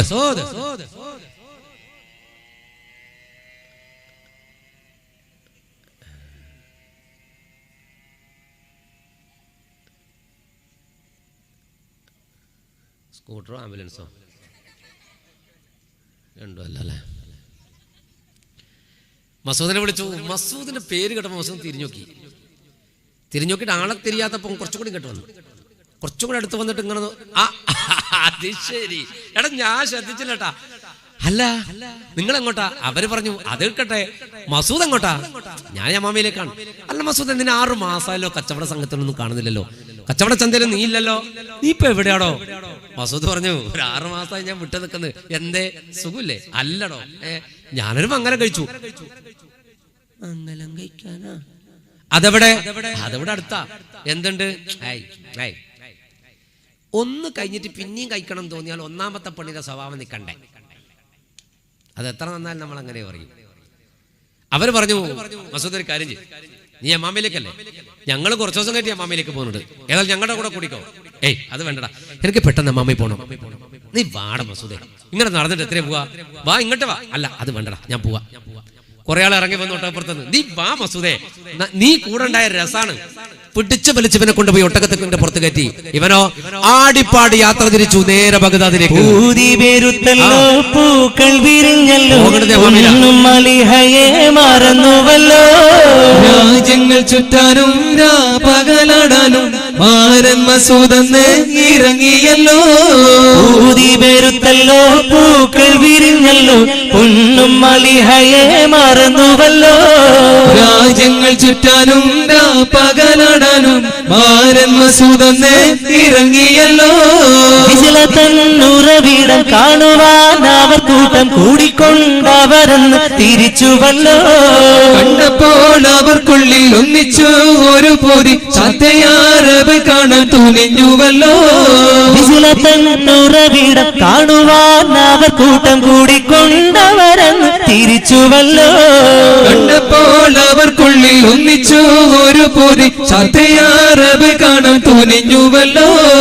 സംഗമ നദിയിൽ ചെന്നുമിരുന്ന് സംഭവം അത് പിന്നാലെ നടന്ന് സംഗതിയാകെ കുഴഞ്ഞു മറിഞ്ഞ് അവൻ മറഞ്ഞ് ഊതി പെരുത്തല്ലോ, പൂക്കൾ വിരിഞ്ഞല്ലോ, പൊന്നും മലിഹയെ മറന്നുവല്ലോ. രാജ്യങ്ങൾ ചുറ്റാനും പകലാടാനും മാരൻ മസൂദെന്ന് ഇറങ്ങിയല്ലോ. ബഗ്ദാദിലേക്ക് തിരിച്ചുവൻ. നേരെ യമാമയിലേക്ക് പോകേണ്ടവൻ നേരെ ഓപ്പോസിറ്റ് ബഗ്ദാദിലേക്കാ. ആടിപ്പാടി ദിജ്ലാ നദിയുടെ തീരത്ത് കൂടെ നടന്നു. ബഗ്ദാദിനടുത്തെത്തുമ്പോ അവിടെ ഒരു സ്ഥലമുണ്ട്, ഷാത്ത് അറബ് എന്ന അറബികൾ പേരിട്ട് വിളിക്കുന്ന ഒരു സ്ഥലം, ഷാത്ത് അറബ്. ഷാത്ത് അറബിന്റെ പ്രത്യേകത എന്തെന്ന് പറഞ്ഞാൽ 2 നദികളും ഒഴുകിയിട്ട് ഒന്നായി ചേരുന്ന സ്ഥലമാണ്. ദിജ്ലയും ഫുറാത്തും, യൂഫ്രട്ടീസും ടൈഗ്രീസും.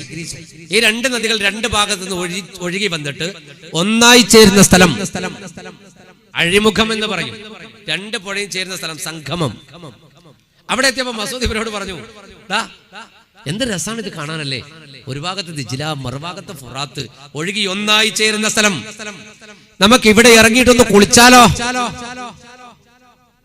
സുഹൃത്തുക്കൾ പറഞ്ഞു, എന്ത് എടാ, നമുക്ക് ഇവിടെ ഇറങ്ങിയിട്ടൊന്ന് കുളിച്ചാലോ? ഇവിടെ ഷാത്തറബിലോ? പൊന്നാര മസൂദേ, ഷാത്തറബില് ചുഴിയുണ്ടാകും. ഇവിടെ അതിനെന്താ പറയാ? ചുഴിയും തന്നെ, മാറ്റമൊന്നുമില്ലല്ലോ. ഇല്ല, കുടുങ്ങുന്നവരെ മാറ്റം ഉണ്ടാവില്ല, കുടുങ്ങിയാലേ മാറ്റം ഉണ്ടാവും. ചുഴി ഉണ്ടാകും എന്ന് പറഞ്ഞു. അതിലിറങ്ങിയാല് രക്ഷപ്പെടൂല. മസൂദ് പറഞ്ഞേടാ, ഇവിടെ കുളിച്ചപ്പോ എന്താ ഉണ്ടാകുന്നറിയോ? 2 പുഴയിൽ കുളിച്ചൊരു സുഖം ഉണ്ടാവും. ഒരുത്തൻ പറഞ്ഞ മയ്യത്ത് കുളിച്ച ബർക്കത്തും ഉണ്ടാവും. പൊന്നാര മസൂദെ, നമ്മളില്ല പറഞ്ഞാ തിരിയണ്ടേ? ഒരുത്തല്ല ഗൾഫ് പോയിട്ട് കുറെ വണ്ടി ഇങ്ങനെ പോകുന്നു. എല്ലാ വണ്ടിന്റെ പേരിൽ പേരെഴുതിന് IC കരീം അറബിയിലെഴുതി.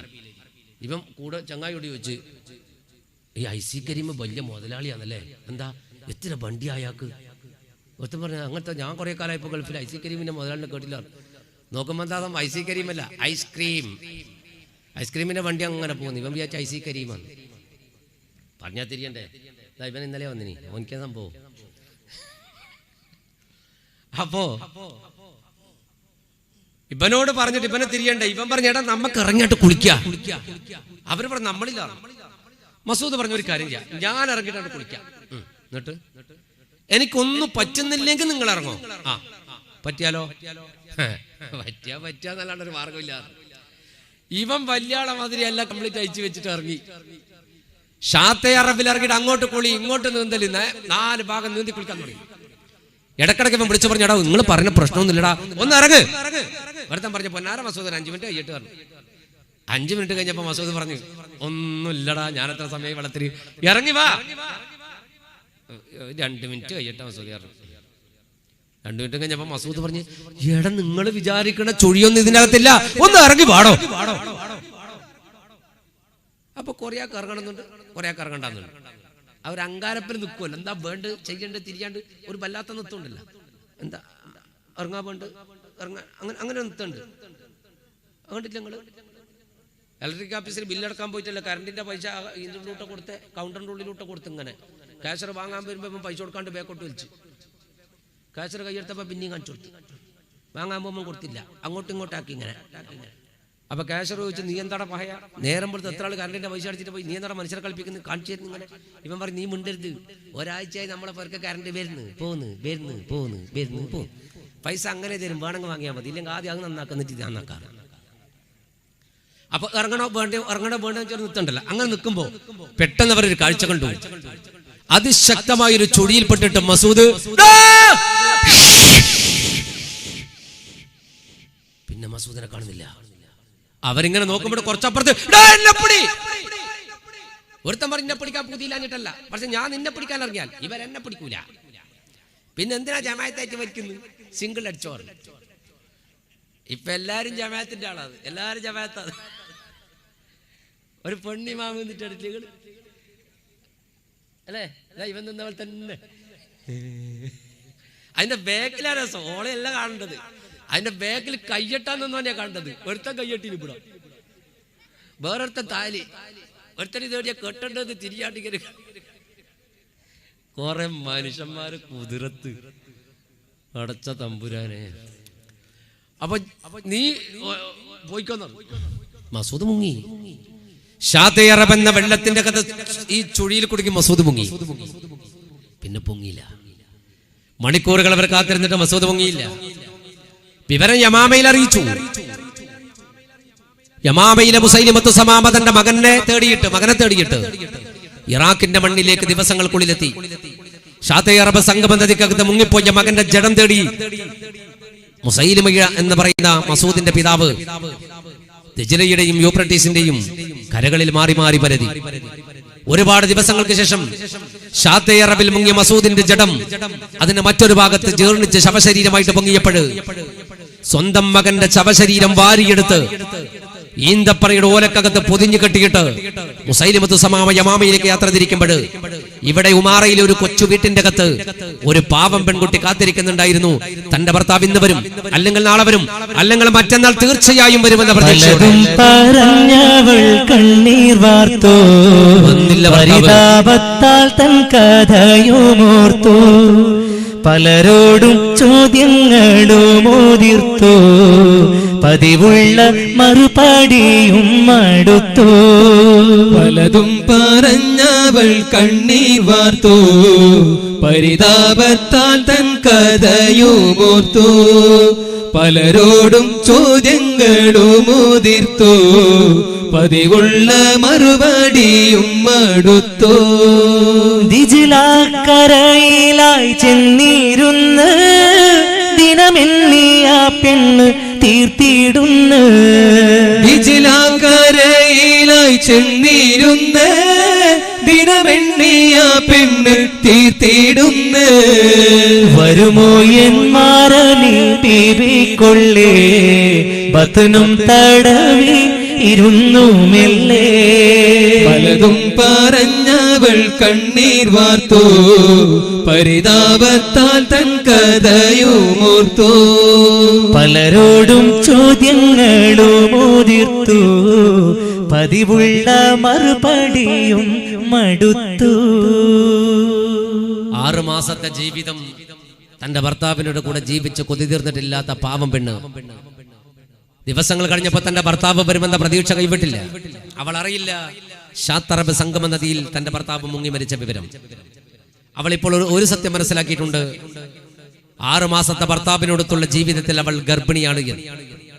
മസൂദിന്റെ ബീജം തന്റെ വയറ്റിനകത്ത് നിർഗളിക്കുന്നു എന്ന സത്യം മനസ്സിലാക്കിയ പാവം പെണ്ണ് ഒരുപാട് ദിവസങ്ങൾ വീണ്ടും കാത്തിരുന്നു. അവസാനം ഒരിക്കൽ ദിജ്ലാ നദിയുടെ തീരത്തിറങ്ങി തന്റെ ഭർത്താവിനെ ആദ്യം കണ്ടുമുട്ടിയ പാറയുടെ മേലെ വന്ന് മെല്ലെയിരുന്നു. ഗർഭം ധരിച്ച മദീഹക്ക് വല്ലാത്ത ക്ഷീണമുണ്ട്. എങ്കിലും തന്റെ ഭർത്താവിനോടുള്ള ഭർത്താവ് വരുമെന്ന പ്രതീക്ഷയാണ് ആ പെണ്ണിനെ ഇപ്പോഴും താങ്ങി നിർത്തുന്നത്. അതുവഴി പോകുന്ന കച്ചവടക്കാരോട് ചോദിക്കുമായിരുന്നു, നിങ്ങൾ എന്റെ മാരനെ കണ്ടുപോയി എന്ന്. ചെന്നിരുന്ന ദിനമെല്ലിയ പെണ്ണ് തീർത്തിടുന്ന. വരുമോ എന്മാരനി ബീവിക്കൊള്ളേ, ബത്തനും തടവി ഇരുന്നു മെല്ലെ. അതെ, പലരോടും ചോദിച്ചു തന്റെ ഭർത്താവിനെ കുറിച്ചുള്ള വിവരം. കണ്ടില്ല കണ്ടില്ല അറിയില്ല എന്ന വിവരം കിട്ടിയപ്പോൾ ആ പാവം പെണ്ണ് വീട്ടിന്റെ അകത്ത് കയറിയിരുന്നു. സ്വന്തം ഭർത്താവ് തന്നിലേക്ക് വരുന്നില്ല എന്നൊരു സത്യം അവൾ അന്ന് മനസ്സിലാക്കി. വീർത്തു വരുന്ന പള്ളിയും തടവി ആ പാവം പെൺകുട്ടി ഗർഭത്തിന്റെ ക്ഷീണത്തിൽ രാവും പകലുമില്ലാത്ത തന്റെ ഭർത്താവിനെ പ്രതീക്ഷയോടെ കാത്തിരുന്നു. പാതിരാവിലെ എപ്പോഴെങ്കിലും ആരോ ഡോറിന് തട്ടുന്ന പോലെ തോന്നും. അത് തന്റെ ഭർത്താവാക്കുമെന്ന് കണക്കുകൂട്ടി ഓടി വന്ന് വാതിൽ തുറക്കുമായിരുന്നു. വാതിൽ തുറന്നാൽ പുറം ലോകത്ത് ആരുമുണ്ടാവില്ല. നിലാവിന്റെ വെട്ടത്തിൽ അങ്ങകലെ പരന്നൊഴുകുന്ന ദിജ്ലാ നദിയുടെ വെള്ളം കാണാം എന്നല്ലാതെ മറ്റാരും ഉണ്ടാകുമായിരുന്നില്ല. അവൾ മെല്ലെ തിരിച്ചു വീട്ടിനകത്തേക്ക് നടക്കും. പിന്നെ ആ പാപം പെണ്ണ് പുറത്തിറങ്ങിയില്ല. 10 മാസത്തിനോടടുത്ത് 9 മാസം കഴിഞ്ഞു. അവസാനം മലീഹ നൊന്തുപറ്റു ഒരാൺകുഞ്ഞിനെ. ആ പൊന്നുമോനെ ആ വാരിയെടുത്ത് നെഞ്ചിലടക്കെ പിടിച്ചുകൊണ്ട് അവളെ ചോദിച്ചു, മോനെ നിന്റെ വാപ്പ എങ്ങോട്ട് പോയി എന്ന്.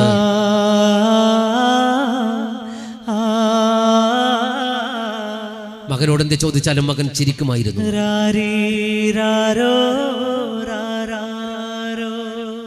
ഉമ്മയുടെ മുഖത്ത് നോക്കി ചിരിക്കുന്ന മകന്റെ ആ പുഞ്ചിരിയിൽ എല്ലാ വേദനയും സത്യത്തിൽ മലീഹ മറക്കുകയാണ്. തന്റെ പോയുവെങ്കിലും ആ ഭർത്താവിന്റെ അതേ മുഖമുള്ള ഒരു കുഞ്ഞിനെ എനിക്ക് കിട്ടിയല്ലോ എന്നൊരു സന്തോഷത്തിലായിരുന്നു ആ പാവം പെൺകുട്ടി. ആ കുഞ്ഞിന് അവളൊരു പേരിട്ടു, ആബിദ് എന്ന്. ആബിദ് എന്ന് പേരിട്ട കുഞ്ഞിനെ ആറ്റിപ്പോറ്റി വളർത്തി. 10 മാസമായി. കുഞ്ഞ് നടക്കാൻ തുടങ്ങുന്ന ചെറിയ പ്രായം. ഭക്ഷണമായിട്ട് കൊടുക്കാൻ ആ വീട്ടിൽ ഒരു സാധനമില്ല. അവളുടെ പിതാവായ അദ്നാൻ ബിൻ ഉഖബയാണെങ്കിൽ വാർദ്ധക്യത്തിലെത്തിയിരിക്കുന്നു. ഒന്ന് എഴുന്നേറ്റ് പണിക്ക് പോകാൻ പോലും കഴിയാത്തൊരവസ്ഥയിലാണ്. ഈ കുഞ്ഞിനെയും വെച്ച് അവൾക്കും പണിക്ക് പോകാനാവില്ല. കുഞ്ഞിനാണെങ്കിൽ മുലപ്പാൽ കൊടുക്കണം. മലീഹ എന്ന പെണ്ണ് ഭക്ഷണം കഴിക്കാത്തത് കൊണ്ട് മുലപ്പാൽ വറ്റുകയും ചെയ്ത് കുഞ്ഞിനാകെ വിശന്നിട്ട് എപ്പോഴും കരയും. പച്ചവെള്ളം കോരിയിട്ട് ആ കുഞ്ഞിന്റെ നാവിലോട്ട് ഒടിച്ചു കൊടുക്കുമായിരുന്നു. വേറെ ഒരു ഭക്ഷണം ആ വീട്ടിന്റെ അകത്ത് കൊടുക്കാനില്ല. ഒരു നാൾ തന്റെ പ്രിയപ്പെട്ട പിതാവിന്റെ അടുക്കൽ വന്നിട്ട് പറഞ്ഞു, ബാപ്പാ, എന്റെ കുഞ്ഞ് റിപ്പീറ്റ് കുറച്ചാട്ടെ വരാതിരുന്നത് എന്ന്. എന്റെ കുഞ്ഞ് വായക്കകത്ത് സ്വർണ്ണക്കരണ്ടിയുമായി ജനിക്കേണ്ടവനാണ്. അവൻ കോടീശ്വരന്റെ മോനാണ്. പട്ടിണി കിടന്ന് വളരേണ്ട ഒരു ഗതി കിടവൻ ഉണ്ടാവാൻ പാടില്ല. അതുകൊണ്ട് ബാപ്പ എനിക്ക് സമ്മതം തരണം, എനിക്കൊന്ന് അമ്മാമയിലേക്ക് പോകണം. മുസൈലിമത്ത് സമാമയുടെ മകനെ തേടി തന്റെ മകൾ പോകുമെന്നുറപ്പുള്ളപ്പോ അതിനാൻമിന് കവി എന്ന പാവം മനുഷ്യൻ എഴുന്നേറ്റുകൊണ്ട് കണ്ണുനീര് തോർത്തിയിട്ട് പറഞ്ഞു, മോളെ നിന്നെ ഇവിടെ പിടിച്ചു നിർത്തണമെങ്കിൽ നിനക്കും നിന്റെ കുഞ്ഞിനും ഭക്ഷണം തരാൻ പറ്റണം. എനിക്ക് അതിനെന്നെ കൊണ്ട് പറ്റില്ല മലീഹ. യമാമ അതിവിദൂരമാണ്, നടന്നിട്ട് പോകാൻ കഴിയാത്ത ദൂരമുണ്ട് മോളെ. അതുകൊണ്ട് നീ പോണ്ടായെന്ന് ഞാൻ പറയില്ല. ഒരു കാര്യം ചെയ്യാം, ആരോടെങ്കിലും ഞാൻ ഒരൊട്ടകത്തെയോ കഴുതയെയോ കുതിരയെയോ ഒന്ന് കിട്ടോ നോക്കട്ടെ, നിനക്ക് യാത്ര തിരിക്കാൻ. ആ മനുഷ്യൻ ഒരു വാഹനത്തിന് വേണ്ടി പുറത്തിറങ്ങി തന്റെ മകൾക്ക് വേണ്ടി യാത്ര തിരിക്കാൻ. എന്താണ് ആ കാലഘട്ടത്തിന്റെ വാഹനം? ഈ 3 സാധനമാണ്. ഒന്നുകിൽ കുതിര, അല്ലെങ്കിൽ ഒട്ടകം, അല്ലെങ്കിൽ കഴുത. ഈ 3 സാധനത്തെ തേടി ഓരോ സുഹൃത്തിന്റെ വീട്ടിലും പോയി. എന്റെ കുട്ടിക്കൊന്ന് യമാമ വരെ പോകാനാണ്, ഒരൊട്ടകത്തെ തരുമോ? കൊടുത്തില്ല. മറ്റൊരാളോട് പോയി ചോദിച്ചു, ഒരു കുതിരയെ തരുമോ? അയാൾ കൊടുത്തില്ല. വേറൊരാളോട് ചോദിച്ചു, ഒരു കഴുതയെങ്കിലും തരുമോ? ആരും കൊടുത്തില്ല. കൊടുത്താൽ തിരിച്ചു കിട്ടുമെന്ന് ഉറപ്പില്ല, അതുകൊണ്ട് ആരും കൊടുത്തില്ല. അങ്ങനെ തളർന്നിരിക്കുമ്പോ ഇയാളുടെ ഒരു പഴയകാല സുഹൃത്തുള്ള ഒരു വയസ്സായ മനുഷ്യൻ, അയാൾ അതിനാലുമിനൊക്കെയോട് പറഞ്ഞു, നീ ബേജാറാവണ്ട, എന്റെ അടുത്തൊരു ഒട്ടകണ്ട്, ഞാൻ തരാമെന്ന് പറഞ്ഞു. ആ ഒട്ടകത്തെ ഇയാൾക്ക് കൊടുത്തു. ഒട്ടകം എന്ന് പറഞ്ഞൊരു വയസ്സായ ഒട്ടക. അയാളെയും വയസ്സ് ഒന്നിച്ചു കൂട്ടിയ ഒട്ടക പിന്നെയും മൂത്തത്. അത്ര വയസ്സുണ്ട് ആ ഒട്ടകത്തിന്. കൊടുക്കുമ്പോ അങ്ങനത്തെയാ കൊടുക്കണ്ടത്. നമ്മളും കൊടുക്കൂ. ചില അണ്ണന്മാർ ഷർട്ടിൽ അണ്ണാ ഒരു ഷർട്ട് തരുമോ എന്ന് വെച്ച് വന്നാൽ നമ്മൾ ഇസ്തിരി ഇട്ടിട്ട് കൊടുക്കും. അടിപൊളി മടക്കിയിട്ടാ കൊടുക്കുക. എന്നാ പിടിച്ചോ, നല്ല കണ്ടാന്ത് മഞ്ചാന്ന അത് കൊണ്ടുപോയിട്ട് കിടക്കുന്ന ടെന്റ് ഒന്നിങ്ങനെ നിർത്തി നോക്കിയാൽ അതിന്റെ ഓൾസിലൂട്ടെ നമ്മളെ പോലെ കാണും. സൂപ്പർ സാധനമായിരിക്കും കൊടുത്തിട്ടുണ്ട്. അങ്ങനെയാ കൊടുക്കുക. അപ്പൊ ഇവിടെ ഈ ഒരു വയസ്സായ ഒട്ടകത്ത് ഇയാളെടുത്ത് അതേയുള്ളത് കൊടുത്തു. ആ ഒട്ടകത്തെ വീട്ടിന്റെ മുന്നിൽ കൊണ്ടുവന്ന് നിർത്തി. ആ ഒട്ടകപ്പുറത്തൊരു ഒട്ടകക്കട്ടിൽ വെച്ചു കെട്ടി. ഒട്ടകക്കട്ടിൽ വെയിൽ കൊള്ളാതിരിക്കാൻ ഈത്തപ്പനയുടെ മട്ടലുകൾ വെട്ടിമാറ്റിയിട്ട് കെട്ടിയുണ്ടാക്കുന്ന ഒരു ചെറിയ കൂടാരം അതാ ഒട്ടകത്തിന്റെ പുറത്ത് വെച്ചു കെട്ടി. ഒരു സുപ്രഭാതത്തിൽ സ്വന്തം മകളെ അതിന്റെ മേലേക്ക് കയറ്റിയിരുത്തി. അവളുടെ കയ്യിലേക്ക് ആബിദ് എന്ന കുഞ്ഞിനെ കൊടുത്തു. എന്നിട്ട് ഒരു പാത്രത്തിൽ, ഒരു മൺപാത്രത്തിൽ കഹ്വ കൊടുത്ത്, കഹ്വ നമ്മൾ കാവ എന്ന് പറയും, ചിലപ്പോ കഹ്വ എന്ന് അറബികൾ പറയും. ഗോതമ്പും ബാർലിയും മിക്സ് ചെയ്ത കുറച്ച് വെള്ളം അതെടുത്ത് തന്റെ മകളുടെ കയ്യിലേക്ക് കൊടുത്തിട്ട് പറഞ്ഞു, മോളെ നീ പോയിക്കോളൂ, ദാഹിച്ചാലും വിശന്നാലും കുടിക്കാൻ നിനക്ക് തരാൻ ബാപ്പാന്റെ കയ്യിൽ ഇതേ ഉള്ളൂ എന്ന് പറഞ്ഞിട്ട് സ്വന്തം മകളെ യമാമയുടെ മണ്ണിലേക്ക് പറഞ്ഞു വിട്ടു. അതിനാൽ എന്ന പിതാവ് ആ പെണ്ണോ ഒരിക്കലും തിരിച്ചു വരാത്തൊരു യാത്രയാണ് എന്നാ ബാപ്പ പോലും അറിയില്ല. കണവനെ കണ്ട് സങ്കടം ചൊല്ലിടുവാൻ ഉറച്ചവൾ പൊന്നും കിനാവിൻ ചില്ലയിൽ കൊതിയൂതിർത്തു നടന്നവൾ ആവിതെന്നുള്ള മോനുമായി ആരവമില്ലാതേരമായി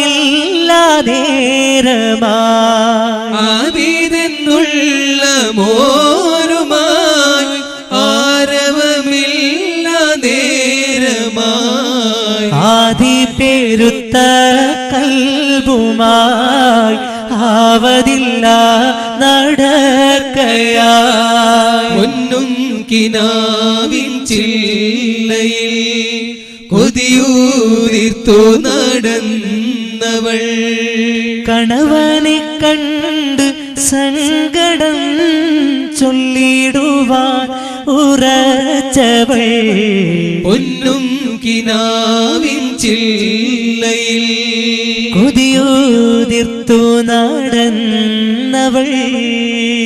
ആ ഒട്ടകത്തിന്റെ പുറത്തവൾ യമാമയിലേക്ക് യാത്ര തിരിച്ചു. വിശാലമായ മരുപ്പറമ്പിലൂടെയാണ് സഞ്ചാരം. വൈകുന്നേരമായാൽ ഒട്ടകത്തെ എവിടെയെങ്കിലും ഒന്ന് മുട്ടുകുത്തിക്കും. എന്നിട്ട് ആ സ്ഥലത്തിറങ്ങും. രാത്രി തന്റെ കയ്യിൽ സൂക്ഷിച്ചൊരു ഷാൾ അവിടെ വിരിക്കും. ആ ഷാളിൽ അവൾ കിടക്കും. കുഞ്ഞിനെ മാറോട് ചേർത്ത് കിടക്കും ഒട്ടകത്തിന്റെ അടുത്ത്. ഈ കഹ്വ വെള്ളം ദാഹിക്കുമ്പോ ഒക്കെ കുടിക്കും. ഇത് മാത്രമാണ് ഒരു പെണ്ണിന്റെ യാത്രയിൽ അവൾ ഒരുക്കിയെടുത്ത സൗകര്യം. അങ്ങനെ 3 ദിവസം അവൾ സഞ്ചരിച്ചു. 4ാമത്തെ ദിവസം നേരം വെളുത്തപ്പോ വീണ്ടും ഒട്ടകപ്പുറത്ത് കയറിയിട്ട് യാത്ര തുടരാൻ പോകുകയാണ്. ഒട്ടകത്തെ തട്ടി എഴുന്നേൽപ്പിച്ച് ആ വയസ്സായ ഒട്ടകത്തിന്റെ മുതുകത്ത് ഒട്ടകക്കട്ടിലിൽ ആബിദ് എന്ന കുഞ്ഞിനെ കയറ്റിയിരുത്തി. അതിന്റെ ഒരു മൂലയിൽ കഹ്വ വെള്ളത്തിന്റെ പാത്രവും എടുത്തു വെച്ചു. എന്നിട്ട് ആ വയസ്സായ ഒട്ടകത്തിന്റെ മൂക്ക് കയറ് പിടിച്ചിട്ട് അതിന്റെ ചവിട്ടിയിട്ട് അതിന്റെ മേലോട്ട് കയറാൻ നോക്കുമ്പോൾ ഈ വയസ്സായ ഒട്ടകത്തിന് ഇവളെ ബാലൻസ് ചെയ്ത് നിർത്താൻ പറ്റിയില്ല. ഒട്ടകം ചെരിഞ്ഞുപോയി. ചെരിഞ്ഞപ്പോ മേലെ ഇരുത്തിയ കുട്ടി അങ്ങ് വീണു മറുഭാഗത്ത്. കുട്ടി വീഴുന്ന കണ്ടപ്പോ ഇവളെ ഒരൊറ്റ ചാട്ടം ഇങ്ങോട്ട് ചാടി. കുട്ടി വീണത് സാധാരണ മണ്ണിലാണ്, പൂഴിയിലാണ്, പൊയ്യയിലാണ് കുട്ടി വീണത്. ഇവള് വീണ ഭാഗത്ത് മരുപ്പറമ്പിൽ ഒരു തരം മൂർച്ചയുള്ള കല്ലുണ്ട്. ആ കല്ലിലേക്കാണ് ഇവൾ വീണത്. ഇവളുടെ ശരീരം ആസകലം മുറിഞ്ഞു. പല ഭാഗത്തും മുറിവ് പറ്റി ചോര വന്നു. അതൊന്നും അവൾ കാര്യമാക്കിയില്ല. അവൾ ഓടി വന്ന് കുഞ്ഞിനെ എടുത്ത് പൊടിയും മണ്ണൊക്കെ തട്ടി റെഡിയാക്കി കരയുന്ന കുട്ടിയുടെ കരച്ചിലൊക്കെ അടക്കി വീണ്ടും ഒട്ടകക്കെട്ടിൽ കൊണ്ടുവന്നിരുത്തി. എന്നിട്ട് ഇവൾ വീണ്ടും ഒട്ടകപ്പുറത്തേക്ക് കയറാൻ നോക്കുമ്പോഴാണ് നടന്നു വന്ന വഴി മുഴുവൻ ചോര, ഫുൾ ചോര അങ്ങനെ ഒലിച്ചു കിടക്കുന്നു. തന്റെ കാലിലേക്ക് നോക്കുമ്പോ വലത്തെ കാലിന്റെ മുട്ടിന് ആഴത്തിൽ ഒരു മുറിവ്, മറ്റു മുറിവുകൾ പല ഭാഗത്തുണ്ട്. അതൊന്നും അത്ര കാര്യമില്ല. പക്ഷെ വലത്തെ കാലിന്റെ മുറിവ് അസാധ്യമായ മുറിവാ. ആ കാലിൽ ഇവളൊരു ഷാള് കൊണ്ട് വരിഞ്ഞു കെട്ടി ഒരു കഷ്ണം കയറിയിട്ട് എന്നിട്ട് ഒട്ടകപ്പുറത്ത് കയറിയിരുന്നു. രണ്ട് കാലും രണ്ട് ഭാഗത്തേക്ക് തൂക്കിയിട്ട് ആബിദെന്ന കുഞ്ഞിനെ മാറോടടക്കെ പിടിച്ചിട്ട് ഒട്ടകത്തിന്റെ മൂക്ക് കയർ മെല്ലെ പിടിച്ചിട്ട് തെളിച്ച് നടക്കാൻ തുടങ്ങി. വിശാലമായ മരുഭൂമിയിലൂടെ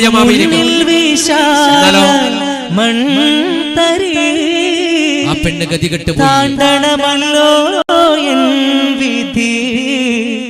എങ്ങോ മറഞ്ഞു പൊൻസഖി വന്നില്ലല്ലോ എൻ കൺമണി. അവൾ ഒട്ടകപ്പുറത്ത് സഞ്ചരിച്ച് ഉച്ചയാകുമ്പോഴേക്ക് മരുഭൂമിയിലുള്ള ചൂടുള്ള കാറ്റ് അവളെ വല്ലാണ്ട് തളർത്തി. അവൾ ഒട്ടകക്കെട്ടിലേക്ക് ചെരിഞ്ഞു കിടന്നു. മാരകമായ പനി അവൾക്ക് വന്നു. അവൾ കെട്ടുകെട്ട് വിറക്കാൻ തുടങ്ങി. ആബിദെന്ന കുഞ്ഞിന്റെ കൂടെ ഒട്ടകക്കെട്ടിലേക്ക് ചെരിഞ്ഞു വീഴുന്ന ഒരവസ്ഥ വന്നു. അവൾക്ക് കാല് രണ്ടും നീര് വന്ന് വീർത്ത് കിടക്കുന്നു. അസാധ്യമായ പനി കൊണ്ട് നനങ്ങാൻ പോലും കഴിയാത്തൊരവസ്ഥ. വൈകുന്നേരമാകുമ്പോഴേക്ക് മലീഹയുടെ ബോധം പോയി. മലീഹ ബോധമില്ലാത്തവളായി അവിടെ കിടന്നു. സൂര്യൻ അസ്തമിച്ചിട്ടും ഒട്ടകം നടക്കുക തന്നെയാണ്. തന്റെ യജമാനത്തിൽ തനിക്കൊരു സിഗ്നൽ തരുന്നില്ലല്ലോ, എവിടെയെങ്കിലും ഒന്ന് മുട്ടുകുത്താൻ എന്ന ഒരു വല്ലാത്ത സന്ദേഹത്തിലായിരുന്നു ആ സാധുമൃഗം. ഒട്ടകം വീണ്ടും നടന്നു. സൂര്യൻ അസ്തമിച്ച് കുറച്ചുകൂടി കഴിഞ്ഞു. എങ്കിലും മരുഭൂമിയിലാകെ ഒരു പ്രകാശമുണ്ട്. എവിടെയും ഒട്ടകത്തെ മുട്ടുകുത്താൻ ഇവൾ നിർദ്ദേശം കൊടുത്തില്ല. പക്ഷെ ഒട്ടകം ഒരു അപാര ജീവിയാണ്, ഒരു വല്ലാത്ത ബുദ്ധിയുള്ള ജീവിയാണ് ഒട്ടകം. ഒട്ടകം ഒരു സംഭവമാണ്. എന്ന് വിശുദ്ധ ഖുർആൻ ഒരു ചോദ്യം ചോദിക്കുന്നുണ്ട് മാനവ നമ്മോട്. ഒട്ടകത്തിന്റെ സൃഷ്ടിപ്പ് നിങ്ങളൊന്നും കണ്ടില്ലയോ എന്ന്.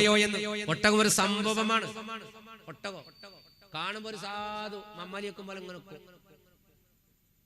ഒട്ടകം തന്നെയാണ്. പക്ഷെ അതൊരു വല്ലാത്ത ജീവിയാണ്. ഒട്ടകത്തെ കുറിച്ച് ഒരുപാട് പറയാനുണ്ട്. അതിന്റെ സൃഷ്ടിപ്പിനെ കുറിച്ച്, അതിന്റെ ഓരോ അവയവവും എടുത്താൽ ഒരുപാട് മണിക്കൂർ പറയേണ്ടി വരും. അങ്ങനെ ഒരു സൃഷ്ടിയാണ് അള്ളാഹു പറയുന്ന സാധനം. ഈ ഒട്ടകം തന്റെ യജമാനത്തി ഒരു സിഗ്നലും തരുന്നില്ല എന്ന് കണ്ടപ്പോ ഒരു ഇടിഞ്ഞ് പൊളിഞ്ഞ് കെട്ടിടത്തിന്റെ അടുക്കൽ വന്നിട്ട് താനേ മുട്ടുകുത്തി. എന്നിട്ട് പെണ്ണെണീക്കണില്ല എന്ന് കണ്ടപ്പോ ഒന്നിങ്ങനെ കുലുങ്ങി. ഒട്ടകം അങ്ങനെ കുലുങ്ങിയപ്പോ ഇവളെ കണ്ണുറന്നു. സൂര്യൻ അസ്തമിച്ച് ഏറെ നേരമായിട്ടുണ്ട്. ഇപ്പോൾ 4 ഭാഗം ഒന്ന് എഴുന്നേറ്റിരുന്നിട്ട് നോക്കി. ഒരു ഇടിഞ്ഞു പൊളിഞ്ഞ കെട്ടിടമാണ് അവിടെ. ആ നന്ദിയുള്ള മൃഗത്തോട് തട്ടിയിട്ട് നന്ദി പറഞ്ഞിട്ട് ഇവൾ 2 കാലും എടുത്ത് താഴേക്ക് വെച്ചപ്പോ ഒരു കാല് പിന്നോട്ട് വലിച്ചു. ആ കാലൊന്നും നേർന്നു വരുന്നില്ല. വലത് കാൽ അസാധ്യമായ വേദന കൊണ്ട് അവൾ പുളഞ്ഞു. ഒറ്റക്കാലിൽ മെല്ലെ അവൾ നിന്നു. കുഞ്ഞിനെ വാരിയെടുത്തു. ഒരു കയ്യിൽ കുട്ടിയും മറുകൈയിൽ കഹ്വ വെള്ളവും. ഒരു കാലിൽ അവൾ എങ്ങനെയൊക്കെ ചാടിച്ചാടിട്ടാ ഇടിഞ്ഞു പൊളിഞ്ഞ കെട്ടിടത്തിന്റെ അടുക്കൽ വന്നു. കുട്ടിനെ അവിടെ ഇരുത്തി. വെള്ളം അവിടെ വെച്ചു. ഷാളെടുത്ത് അവിടെ വിരിച്ചു. അവളവിടെ ചുരുണ്ട് വീണ് കിടന്നു. കിടന്നതേ അവൾക്ക് ഓർമ്മയുള്ളൂ. മലീഹയുടെ ബോധം വീണ്ടും പോയി. കുഞ്ഞാണെങ്കിൽ ഉമ്മാന്റെ അടുത്തിരുന്ന് കളിക്കാൻ തുടങ്ങി. കുറെ കഴിഞ്ഞിട്ട് കുട്ടിനെ വിശക്കാൻ തുടങ്ങി. കുഞ്ഞിന് പാല് കിട്ടണം. ഉമ്മയാണെങ്കിൽ വിളിച്ചിട്ട് എണീക്കണില്ല. എത്രയോ തോണ്ടിയിട്ട് ഉമ്മ എണീക്കുന്നില്ല. സംഗതി കുട്ടിക്കറിയാലോ. ഇത് സംഭവം കുട്ടിക്കറിയാ.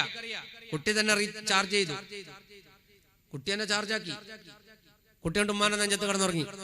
നേരം വെളുത്ത് കുട്ടി എഴുന്നേറ്റു. കുട്ടി റീചാർജ് ചെയ്തു. എന്നിട്ട് മുല കുടിച്ചു. എന്നിട്ട് മുല കുടിക്കുന്ന കുട്ടികളങ്ങനെ തന്നെയല്ലേ മുല കുടിക്ക. 2 കൊല്ലം പൂർണ്ണമായിട്ട് മുല കുടിക്കാൻ പറഞ്ഞു, കൊടുക്കാൻ പറഞ്ഞു അള്ളാഹും അവൻ ഹബീബായ മുഹമ്മദ് മുസ്തഫ സല്ലല്ലാഹു അലൈഹി വസല്ലം. എന്നാൽ ഈ കാലഘട്ടത്തെ പെണ്ണുങ്ങൾ കൊടുക്കലില്ല, കൊടുക്കൽ കുറവാ. അപ്പൊ കുട്ടിയൊക്കെ വലിയ കുപ്പിപ്പാല് അങ്ങനെ ഉണ്ടാക്കിയിട്ട് കുട്ടിന്റെ അണ്ണാക്കിൽ താത്തിട്ട് ഇങ്ങനെ ഞാൻ നട്ട് അടിക്കല. കുട്ടികൾ അങ്ങനെ ചാർജ് ചെയ്ത് കിടന്നു. പഴയ കാലത്തൊക്കെ പെണ്ണുങ്ങൾ നന്നായിട്ട് പാല് കൊടുക്കാറുണ്ട്. 2 കൊല്ലം എന്നല്ല, പഴയ കാലത്ത് ഉമ്മമാര് എത്ര 5 കൊല്ലമൊക്കെ കൊടുത്ത് നടന്നിട്ടും കുടിച്ച ആൾക്കാരുണ്ട്. നടന്നിട്ട് ഇങ്ങനെ കുടിച്ചാളുണ്ട്. എത്ര ആളുണ്ട്? അന്നൊക്കെ ഉമ്മമാർക്ക് കൊടുക്കാൻ ഒരു മടി ഉണ്ടായിരുന്നില്ല. ആ കാലഘട്ടത്തിലെ ജനങ്ങൾ, ആ കാലഘട്ടത്തിൽ ജീവിച്ച മനുഷ്യന്മാർക്ക് നല്ല ആരോഗ്യം ഉണ്ടായിരുന്നു. ഉമ്മയുടെ മുലപ്പാല് കൃത്യമായിട്ട് കുടിച്ച മക്കള് നന്നായിട്ട് ആരോഗ്യത്തിൽ ജീവിച്ചിട്ടുണ്ട്. അവർക്ക് വലിയ രോഗമൊന്നും വന്നിട്ടുമില്ല. ഉണ്ടോ? അങ്ങനെ ഉണ്ടായിരുന്നില്ല. എന്നാൽ ഈ കാലഘട്ടത്തിൽ രോഗം പെരുകുകയാണ്. അല്ലാഹു നമ്മെ കുടുംബത്തെ രക്ഷപ്പെടുത്തി തരട്ടെ. കുട്ടി മുല കുടിച്ച് കുട്ടി ഇറങ്ങി നടക്കുമ്പോഴാണ് ഇവൾക്ക് ബോധം തെളിഞ്ഞത്. ഇവളിങ്ങനെ കാണുന്നുണ്ട് മോനിങ്ങനെ ഇറങ്ങിപ്പോണത്. അവള് എഴുന്നേറ്റു. തന്റെ കുഞ്ഞിനൊന്ന് പിടിക്കാൻ പറ്റണില്ല.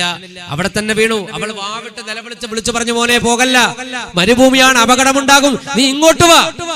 ആ വാക്ക് അവളുടെ നാവിൽ നിന്ന് പുറത്തേക്ക് വരുന്നില്ല. അസാധ്യമായ പനി കൊണ്ടവൾ അവിടെ തന്നെ കടന്നു. കുഞ്ഞാണെങ്കിലോ നടന്ന് പോവുകയും ചെയ്തു മരുഭൂമിയിലോട്ട്. ഈ 10 മാസം പ്രായമുള്ള നടക്കാൻ പഠിച്ച കുട്ടി മെല്ലെ മെല്ലെ നടന്ന് അങ്ങ് പോയി. ചാക്കാൻ പോകുന്ന പോലെ അങ്ങ് പോയി. നടന്ന്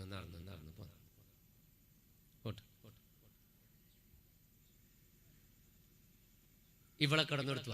അപ്പോഴാണ് ഒരു കാട്ടറബി കച്ചവട സംഘം അതുവഴി വന്നത്. ബദവികൾ അതുവഴി വന്നപ്പോ ഈ ഒരു പെണ്ണ് കിടക്കണം കണ്ടപ്പോ ഇവർ ഇറങ്ങി. കാട്ടറബികളാണ്, നാലൊരു മാന്യന്മാരാണ്. അവരിറങ്ങിയിട്ട് ചോദിച്ചു, ഈ പെണ്ണ് എന്താ ഇവിടെ കിടക്കുന്നത്? ഒരുപാട് മനുഷ്യന്മാർ പോണ വഴിയായത്, ഇവിടെ എങ്ങനെ പെണ്ണ് കിടക്കാൻ പാടില്ല, എഴുന്നേറ്റ് പോ. അവൾ പറഞ്ഞു, സഹോദരന്മാരെ, എനിക്ക് എഴുന്നേക്കാനാവൂല, ഞാൻ ഒട്ടകപ്പുറത്തുനിന്ന് വീണുപോയി. അത് പറഞ്ഞപ്പോ ഇവർ ചോദിച്ചു, നീ എങ്ങോട്ടാ പോണത്? എവിടെന്നാ വരുന്നത്? ഞാൻ ഉമാറിന്നാ വരുന്നത്. യമാമയിലേക്കാ പോണ്ടത്. യമാമയാണോ നാട്? അല്ല. പിന്നെന്തിനാ യമാമയിൽ പോണത്? എന്റെ ഭർത്താവിന്റെ വീട്ടിലേക്ക്. ഭർത്താവിന്റെ വീട്ടിലേക്കോ? യമാമയിൽ ആരാ നിന്റെ ഭർത്താവ്? ഞങ്ങളൊക്കെ യമാമക്കാരാണ്. യമാമയിൽ ആരാ ഭർത്താവ്? മുസൈലിമത്ത് സമാമിയുടെ മകൻ മസൂദ് ബിൻ മുസൈലിമ. ആ പേര് കേട്ടപ്പോ ഈ കാട്ടറബികൾ മുഖത്തോട് മുഖം നോക്കി. മുസൈലിമയുടെ മകൻ മസൂദ് ബിൻ മുസൈലിമയോ? അയാൾ ഇങ്ങനെ മംഗലം കഴിച്ചിട്ടുണ്ടോ? മോളെ, നീ സത്യമാണോ പറഞ്ഞത്? യമാമയിലെ മുസൈലിമത്ത് സമാമിയുടെ മകൻ മസൂദ് തന്നെയാണോ എന്റെ ഭർത്താവ്? അതെ. നിന്നെ കല്യാണം കഴിച്ചിട്ട് കാലത്രേ? 1.5 കൊല്ലത്തോളമായി. നിന്റെ ഭർത്താവ് നിന്നെ വിട പറഞ്ഞിട്ടോ? 1 കൊല്ലമായി. നിന്റെ ഭർത്താവ് വിട പറഞ്ഞതിന് ശേഷം എന്തെങ്കിലും വിവരം കിട്ടിയോ നിനക്ക്? ഒരു വിവരവും കിട്ടിയില്ല. പിന്നെ എന്തിനാ കുട്ടി യമാമയിൽ പോണത്? യമാമയിൽ നീ പോയാൽ നിന്റെ ഭർത്താവിനെ കാണൂല. 1 കൊല്ലം മുമ്പ് ഷാത്തെ അറബ് എന്ന സംഗമത്തിൽ നിന്റെ പ്രിയപ്പെട്ട ഭർത്താവ് മുസൈലിമയുടെ മകൻ മസൂദ് ആണെങ്കിൽ അയാൾ മുങ്ങി മരിച്ചു.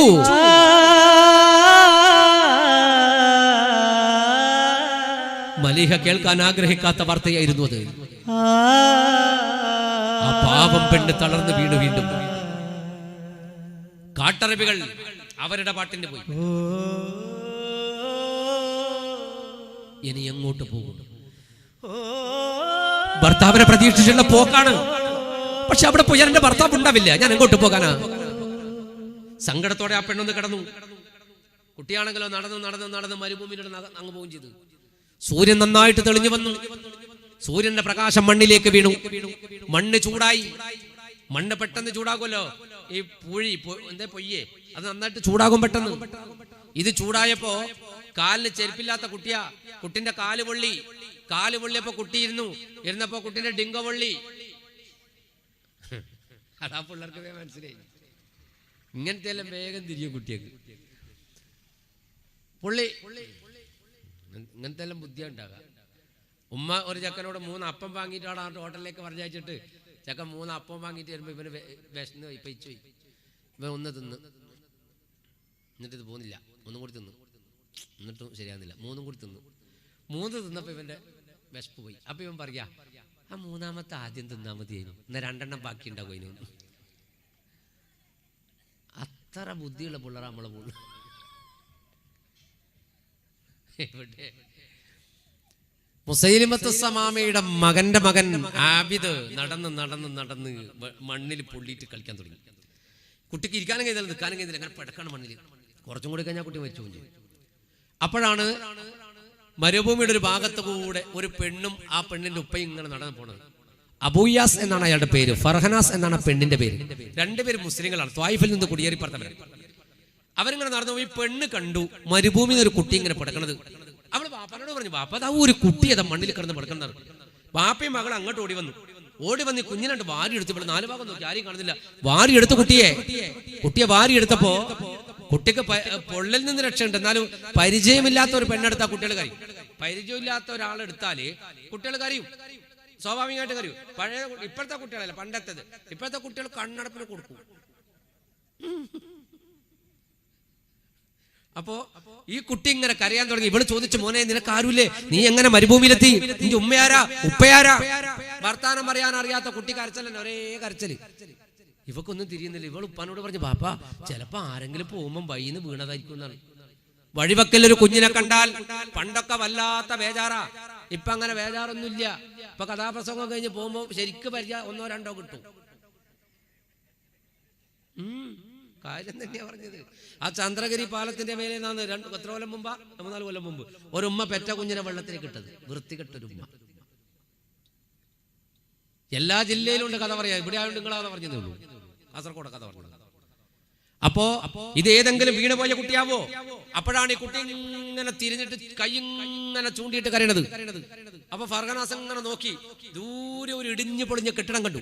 അവള് ബാപ്പനോട് പറഞ്ഞു, ബാപ്പ ആ കെട്ടിടത്തിൽ ആരും ഉണ്ടോ, നമുക്ക് അങ്ങോട്ട് പോയി നോക്കാം. ബാപ്പയും മകളും കുഞ്ഞിനെടുത്ത് അവിടെ വന്നു. ഉമ്മാനെ കണ്ടപ്പോ കുട്ടി ഇറങ്ങി മെല്ലെ ഉരുണ്ട് ഉമ്മാന്റെ അടുത്തേക്ക് പോയി.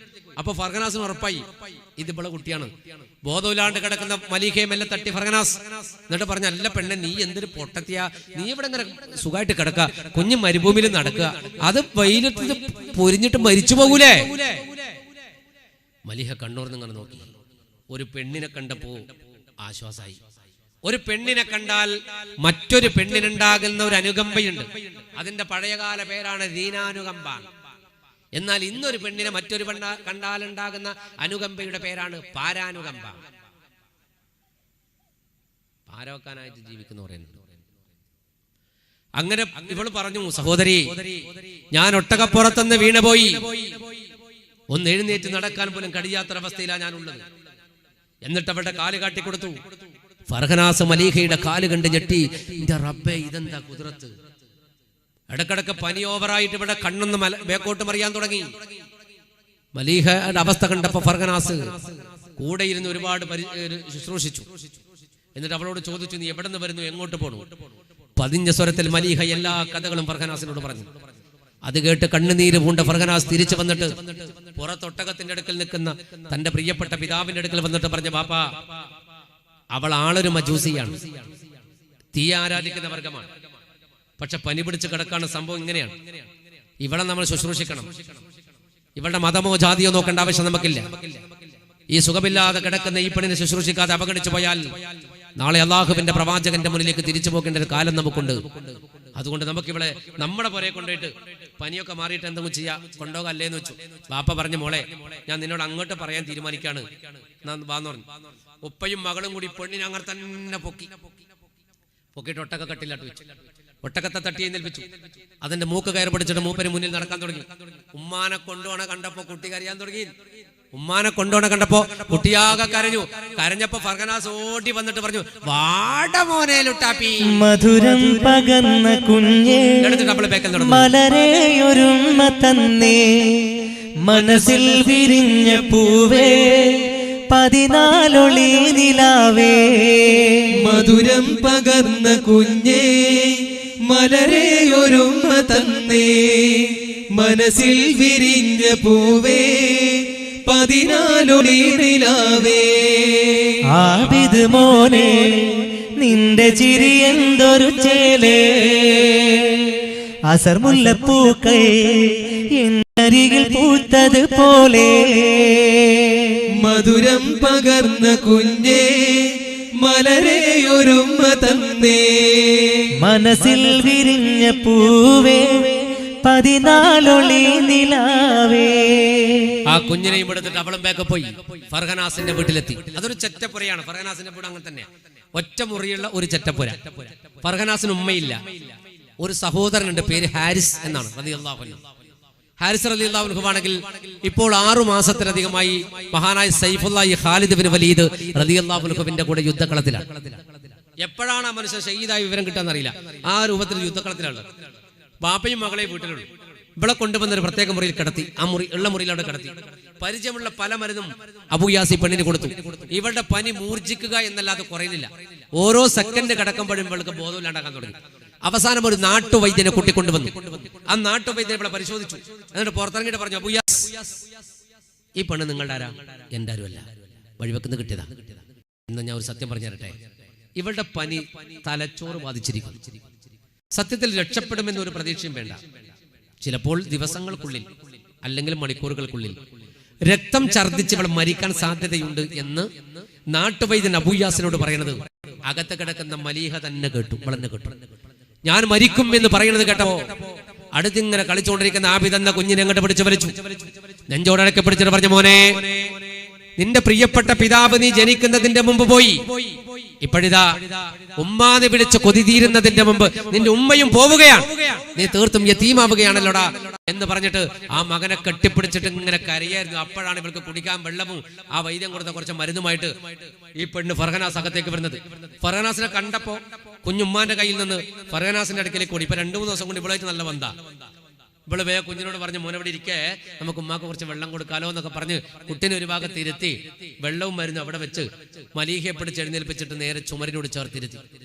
എന്നിട്ട് ഈ വെള്ളം എടുത്ത് കൊടുത്തിട്ട് പറഞ്ഞ് കുറച്ച് വെള്ളം കുടിക്ക്, കുറച്ച് മരുന്ന് കഴിക്കാനുണ്ടെന്നോ. അപ്പോ ക്ഷീണം കൊണ്ട് ഇവള് കയ്യോണ്ട് പറഞ്ഞു, നീ അത് അവിടെ വെക്കുന്നോ, നീ മരുന്ന് അവിടെ, ആ വെള്ളം അവിടെ വെക്ക്. അല്ല, നീ കുറച്ച് കുടിക്ക്. അല്ല, അവിടെ വെക്കുന്നോ. എന്തേന്ന് വെച്ചപ്പോ പറഞ്ഞു, ഞാൻ കുടിക്കാം. പക്ഷെ ഞാൻ അതിനു മുമ്പ് ഒരു ചോദ്യം ചോദിക്കട്ടെ. എന്താ? നീ എന്റെ കുഞ്ഞിന്റെ ഉമ്മയാവോ? എന്തേ? നീ എന്റെ കുഞ്ഞിന്റെ ഉമ്മയാവോ? മലീഹ അത് പറഞ്ഞപ്പോ ഫർഹനാസ് ചിരിച്ചുപോയി. ഫർഹനാസ് പറഞ്ഞു, നീ എന്ത് വർത്താനം പറഞ്ഞത്? നീയല്ലേ ഉമ്മ, ഞാൻ ഉമ്മനെപ്പോലെ തന്നെ നോക്കാം. അല്ല, നീ ഉമ്മയാവണം. അപ്പൊ ഇവക്ക് തോന്നി, ചില ആള് പനിച്ചാല് എന്തൊക്കെയോ വിളിച്ചു അത്തുംപിത്തുവെല്ലാം പറയും. അതെന്താ പറയാന്ന് പറഞ്ഞ അതങ്ങനെ ഉണ്ട്. ചില ആളുണ്ട്, ചില ഭർത്താക്കന്മാർക്ക് രോഗം പിടിച്ച ഭാര്യമാര് കട്ടപ്പകയാവും. ഒരു ബുളിയുടെ അടുക്കളയിലേക്ക് നോക്കിയിട്ട് വാടി, ഇവള് ഓടി വരൂ. എന്തേ മനുഷ്യ? അന്നേരം ഇവൻ, എനിക്കെന്നെ അറിയോ? എന്ത് എനിക്കെന്നെ അറിയോ? ആര് ചോദിക്കുന്നത്? വീടനോട് വാപ്പള. ഓളിക്കും ആരാ? ഞാനാണ് ട്രംപ്. ഇവള് അമേരിക്കൻ പ്രസിഡന്റിലേക്ക് എടുക്കുന്നു. ഓടാന്നല്ലെന്നാ മാർഗം. അപ്പൊ എന്താ പറയാന്ന് ആർക്കും തിരിയില്ല. അപ്പൊ ഇവള് വിചാരിച്ചു പനി ഓവറായിട്ട് പറയായിരിക്കും. ഇവള് പറഞ്ഞു, ശരി, ഞാൻ കുഞ്ഞിന്റെ ഉമ്മയാവാതെ വെള്ളം കുടിക്കും. അല്ല, നീ മലീഹയാവണോ? അത് പറഞ്ഞപ്പോ ഫർഹനാസ് ചിരിച്ചു. ഫർഹനാസ് പറഞ്ഞു, അല്ല മലീഹ, നീ എന്താ പറഞ്ഞത്? നീ അല്ല മലീഹ, ഞാൻ ഫർഹനാസ് അല്ലേ? അല്ല, നീ മലീഹയാവണോ? ഞാൻ മലീഹയാവാ, നീ വെള്ളം കുടിക്ക്. പറഞ്ഞത് സമ്മതിച്ചിട്ട് അങ്ങനെ നമ്മുടെ ചെറിയ മക്കളൊക്കെ ഭക്ഷണം കഴിപ്പിക്കാൻ അങ്ങനെയാണല്ലോ. ചെറിയ കുട്ടികൾ ഉമ്മമാര് ഉമ്മമാര് കഷ്ടപ്പെടുമ്പോൾ നമ്മൾ കഷ്ടപ്പെട്ടില്ല. നമുക്ക് ഇതൊന്നും വലിയ ലെവലുണ്ടാവില്ല. ഇതെല്ലാം പെണ്ണുങ്ങൾക്ക് ഏൽപ്പിച്ചു. നിങ്ങൾ ചിന്തിച്ചു നോക്കിയാട്ടെ, എത്ര മനുഷ്യന്മാർ ഇവിടെ ഇരിക്കുന്നുണ്ട്. ഏതെങ്കിലും ഒരാളെ കൈവിൽ കുഞ്ഞിണ്ടാ, എല്ലാം അവിടെ ഏൽപ്പിച്ചില്ല, മൊത്തം ജമാഅത്തായിട്ട്. നമ്മളിങ്ങനെ ഡീസൻ്റ് ആയിട്ട് ഇരുന്നില്ലേ? നമുക്ക് ഈ പരിപാടിയൊന്നും ഏറ്റെടുക്കാൻ വലിയ കഴിയില്ല. നമുക്ക് അതിനില്ലപ്പാ. എന്ത് വരാത്? ഉറങ്ങാൻ കിടക്കുമ്പോൾ തന്നെ കണ്ടിട്ടില്ലേ? നമ്മളിങ്ങനെ കിടക്കൂ, ഓളിപ്പുറത്ത് കിടക്കൂ, അതിൻ്റെ അപ്പുറത്ത് കുട്ടി കിടക്കൂ. അങ്ങനെ കിടക്കല്, പുതിയ ചിരി അങ്ങനെ തന്നെ കിടക്കല്. ഒരു കിടക്കാത്തളത്തിൽ ചിരി ഇരിക്കുന്നു. അങ്ങനെ കിടന്ന് മൂലയെന്ന് കുട്ടിക്ക് അറിയാൻ തുടങ്ങിയാലേ നമ്മൾ ഉറക്കം ചെട്ടു. അപ്പൊ നമ്മൾ ഇവിടെ വിളിക്കൂ, ഇതാ എന്താ പറഞ്ഞു നോക്കല്ലാതെ ദുര്യാവിൽ ഒരേക്ക് തിരിയില്ല. അത് നമുക്ക് ഏറ്റെടുക്കാൻ പറ്റൂല. അതാ നമ്മൾ പറഞ്ഞത്. അപ്പോ ഉമ്മമാരി കുട്ടികളങ്ങനെ പിടിച്ചിട്ട് ഇങ്ങനെ ഹോർലിക്സോ ബൂസ്റ്റോ അങ്ങനെ കലക്കി പിടിച്ചിട്ട് എയറോ റൂട്ടിന്റെ ബിസ്ക്കറ്റൊക്കെ ഇങ്ങനെ മുക്കിയിട്ട് ഇങ്ങനെ ഇട്ട് കൊടുക്കുമല്ലോ. അപ്പൊ ഈ കുട്ടിയൊക്കെ ഒരു സ്വഭാവമുണ്ട്, തിന്നൂല. CD പ്ലെയറിന് കംപ്ലൈന്റ് ആയിട്ട് ഡിസ്ക് പുറത്തേക്ക് വരുമ്പോൾ ബിസ്ക്കറ്റ് പുറത്തേക്ക് ഉള്ളോട്ട് കയറൂല. അപ്പൊ ഈ ഉമ്മമാര് തിന്നാൻ വേണ്ടി എടുക്കുന്ന പണിയുണ്ട്. മോനെ തിന്നടാ. ചില പിള്ളേർ അലാക്കിന്റെ പോലെയുള്ള പിള്ളേർ അറിയൂ, ഞാൻ തിന്നണമെങ്കിലും എനിക്ക് അത് വാങ്ങിത്തരണം. ഉമ്മ അത് വാങ്ങിത്തരണം. ഏത് പറഞ്ഞ ചെക്കനും അറിയില്ല, ഉമ്മാക്കും അറിയില്ല. എന്നാലും സമ്മതിച്ചു കൊടുക്കും. തിന്ന. അങ്ങനെ ഉമ്മമാര് ഭക്ഷണം കൊടുപ്പിക്കലേ. നമ്മളടുത്ത് ഒരു പാത്രത്തിൽ ചോറ് തന്നിട്ട് ഇത് കുഞ്ഞിക്ക് കൊടുക്കുന്ന് പറഞ്ഞാൽ നല്ല രസമായിരിക്കും. ഈ പാത്രവും ചോറ് കൊടുത്തിട്ട് അവിടെ കൊണ്ടേക്കും. എന്നിട്ടൊരു വിളിയുണ്ട്, വാടാ. എന്നിട്ട് കുട്ടി വേണ്ടുപ്പാ, ഇങ്ങോട്ട് വാടാ. വേണ്ട, ഉണ്ടാക്കിയവനാ വിളിക്കുന്നത്, വാടാ. അതിന്റെ കണക്ക് ചെക്കനോട് പറഞ്ഞു. എന്നിട്ടും വരുന്നതിന് കുറെ അടിയായിരിക്കും. ചെക്കനെ കയറി തിന്നിട്ട് ടൗസർ ഊരി കിടന്നിട്ടുണ്ടാവും. ഇതാണ് ഉപ്പ. അങ്ങനെ ആവരുത്. നമ്മളങ്ങനെ ആവരുത്. മക്കളോട് കൂടെ കുറച്ച് കളിക്കാനൊക്കെ സമയം കണ്ടെത്തണം. കുട്ടികളുടെ കൂടെ കുറച്ച് കളിക്കാൻ സമയം കണ്ടെത്തണം. നമ്മൾ കളിക്കണം മക്കളുടെ കൂടെ കളിക്കണം. പണ്ടൊരു പെണ്ണ് തന്റെ ഉപ്പ വന്നപ്പോ ഒരു പരാതി പറഞ്ഞു, പാപ്പാ, എന്റെ കുട്ടികൾക്ക് ഒട്ടകപ്പുറത്ത് കയറാൻ ആഗ്രഹമുണ്ട്. സ്വന്തമായ ഒട്ടകം പോലും ഇല്ലാത്ത പെണ്ണാണ് ആ പെണ്ണ്. പാപ്പയോട് പറയാണ്, എന്റെ കുട്ടിക്ക് ഒട്ടകപ്പുറത്ത് കയറാൻ ആഗ്രഹമുണ്ട്, കുട്ടികൾ കരയുന്നുണ്ട്. രണ്ട് മുട്ടും കാലും കുത്തി കയ്യും കുത്തിയിട്ട് ഭൂമിയിലേക്ക് ചെരിഞ്ഞിരുന്നിട്ട് പറഞ്ഞു, മക്കൾ എന്റെ മുതുകത്ത് കയറിക്കോളൂ, നിങ്ങളുടെ ഒട്ടകം ഞാനാണ് എന്ന് പറഞ്ഞിട്ട് കുട്ടികൾക്ക് ഒട്ടകപ്പുറത്ത് കയറുന്നതിനേക്കാൾ കൂടുതൽ സന്തോഷം നൽകിയ പിതാവിന്റെ പേരാണ്, ഉപ്പാപ്പയുടെ പേരാണ് ഖാതിമുൻ നബി മുഹമ്മദ് മുസ്തഫ സല്ലല്ലാഹു അലൈഹി വസല്ലം. ഹസൻ ഹുസൈൻ റളിയല്ലാഹു അൻഹു ഫാത്തിമായി പറഞ്ഞതാ, മക്കൾ ഒട്ടകപ്പുറത്ത് കയറാൻ കരയണത്. റസൂൽ അവിടെ ഇരുന്നു, മുട്ടൂത്തിയിരുന്നു, മുതുകത്ത് കയറ്റി ഇങ്ങനെ നടന്നു കളിച്ചു. റസൂലുള്ള ഒട്ടകപ്പുറത്ത് കയറിയതിനൊക്കെ ആ കുട്ടിയൊക്കെ സന്തോഷമായി. പാപ്പാന്റെ പുറത്ത് കയറി നടക്കുമ്പോൾ നിങ്ങൾ ചിന്തിക്ക്, ഇത് കുട്ടികളോട് നമ്മൾ കാണിക്കേണ്ട ഒരു കടമയാണ്. വെറുതെ മക്കളെ നമ്മളെ സ്നേഹിക്കുന്നതൊന്നും കാര്യമില്ല.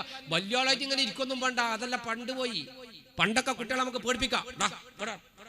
മുണ്ടാണ്ടെന്നോളാം, ഞാനാ തിന്നാൻ തരുന്നു. പഴയ ഉപ്പാന്റെ ഡയലോഗ് ഇത്. എന്ത് മുണ്ടാണ്ടെന്നോളാം, ഞാനാ തിന്നാൻ തരുന്നു. എന്നാൽ ഇപ്പോഴത്തെ കുട്ടികൾ ഉപ്പാനോട് പറയുന്നു, മുണ്ടാണ്ടെന്നോളം കാക്കാം, ഞാനാ തിന്നാൻ തരുന്നു. അതിന് കാരണം മനസ്സിലായിട്ടില്ല. സ്കൂളിൽ ഇടക്കിടക്ക് 5 കിലോ അരി കിട്ടാൻ തുടങ്ങിയ പിള്ളേർക്ക്. ഇപ്പം 4 കിലോ കിട്ടിയിട്ടില്ല, മോനെ കൂട്ടാനായാലോ അത് കിട്ടും. ഈ മാർച്ച് 31 4 കിലോ ഉണ്ട്. ഇപ്പോഴത്തെ മക്കൾ അങ്ങനെയാണ്. നമ്മൾ പറഞ്ഞൊന്നും കാര്യമില്ല, വല്ലാത്ത മക്കളാണ്. എന്ത് ജാതി മക്കളങ്ങളെ വിചാരിക്കുന്നു. സ്കൂൾ പോകാത്ത ചെക്കനോട് ഉമ്മാമ്മ പറഞ്ഞോടാ, എൻ്റെ മാസത ഇനി നോക്കി വരുന്ന പോയിട്ട് ഒളിച്ചോ പറഞ്ഞു. ഇവൻ പറഞ്ഞു, ഉമ്മാമ്മ ഒളിച്ചോന്ന്. ഉമ്മാമ്മ വെച്ച് എൻ്റെ മാസം കാണുമ്പോൾ ഞാനെന്തിനാണ് വിളിക്കുന്നത്? ഉമ്മാമ്മ മരിച്ചു എന്നിട്ടേ ഞാൻ 4 ദിവസം പോകാൻ പറഞ്ഞു. അപ്പൊ അതാ ഞാൻ പറഞ്ഞ, അമ്മാതിരി വെളുടെ മക്കളപ്പുറത്തെ. ഇവിടെ ഈ പെണ്ണ് പറയുന്നതൊക്കെ സമ്മതിച്ചു. എന്നിട്ട് വെള്ളം കൊടുത്തു. വെള്ളം അങ്ങോട്ട് കുടിച്ചിട്ട് കുറച്ച് കഴിഞ്ഞപ്പോ അത് തൊണ്ടയിൽ കുരുങ്ങി. അവൾ ചുമക്കാൻ തുടങ്ങി. ചുമച്ച് കുടിച്ച വെള്ളം അങ്ങോട്ട് ഛർദ്ദിച്ചപ്പോ അവളാകെ തളർന്നു. ബാക്കി വെള്ളവും പാത്രം അങ്ങോട്ട് മാറ്റി വെച്ചിട്ട് ഫർഗനാസ് നെഞ്ചിലേക്ക് ചെത്ത് കിടത്തിട്ട് തുടങ്ങി. പെട്ടെന്ന് ചോര ഛർദ്ദിച്ചു. ചോര അങ്ങോട്ട് ഛർദ്ദിക്കാൻ തുടങ്ങിയപ്പോ ശരീരമാസകല ചോരയാണ്. തന്റെ കൈ കൊണ്ട് വായ അങ്ങനെ പൊത്തിപ്പിടിച്ചു. പക്ഷേ വായ പൊത്തിപ്പിടിച്ചിട്ടും ചോര നിൽക്കുന്നില്ല, ചോര ഒഴുകുകയാണ്.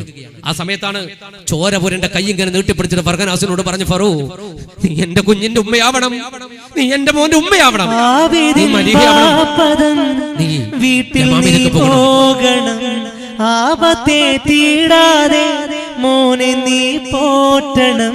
ആബിദിൻ ബാപ്പതൻ വീട്ടിൽ നീ പോകണം, ആപത്തെ തീടാതെ മോനെ നീ പോറ്റണം. അവകാശങ്ങൾ വാങ്ങണം, മോന് താങ്ങായി നിന്നിടണം.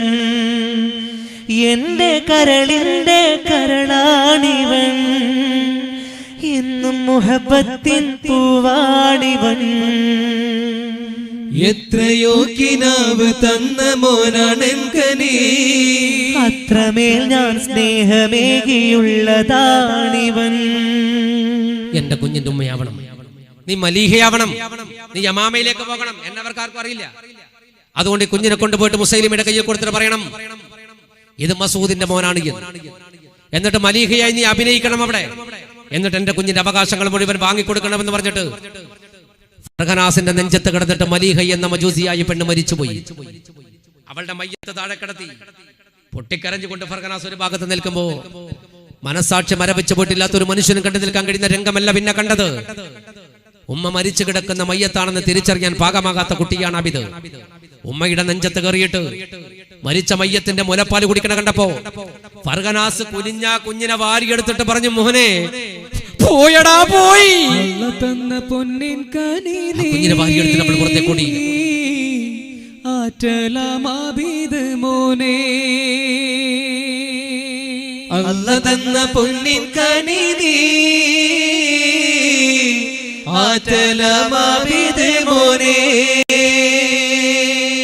14 നമ്പിളി പോലെ ഒളിമിന്നണതാണു നീ, 14 നമ്പിളി പോലെ ഒളിമിന്നണതാണു നീ. മുഹബത്തിൻ കളി ചിരിയാലെ വാണിടാ, അല്ല തന്ന പൊന്നിൻ കനി നീ, ആറ്റലാമാബീദ് മോനെ. അതെ, ആ കുട്ടിയെ വാരിയെടുത്തിട്ട് പറഞ്ഞു, മോനെ നിന്റെ ഉമ്മ പോയി.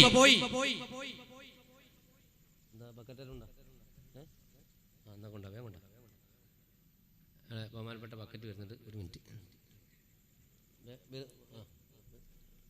അത് മക്കറ്റ് അറിയുന്നേക്കല്ലട്ടാ, മക്കറ്റ് വെറുതെ തമാശക്ക് വരുന്ന.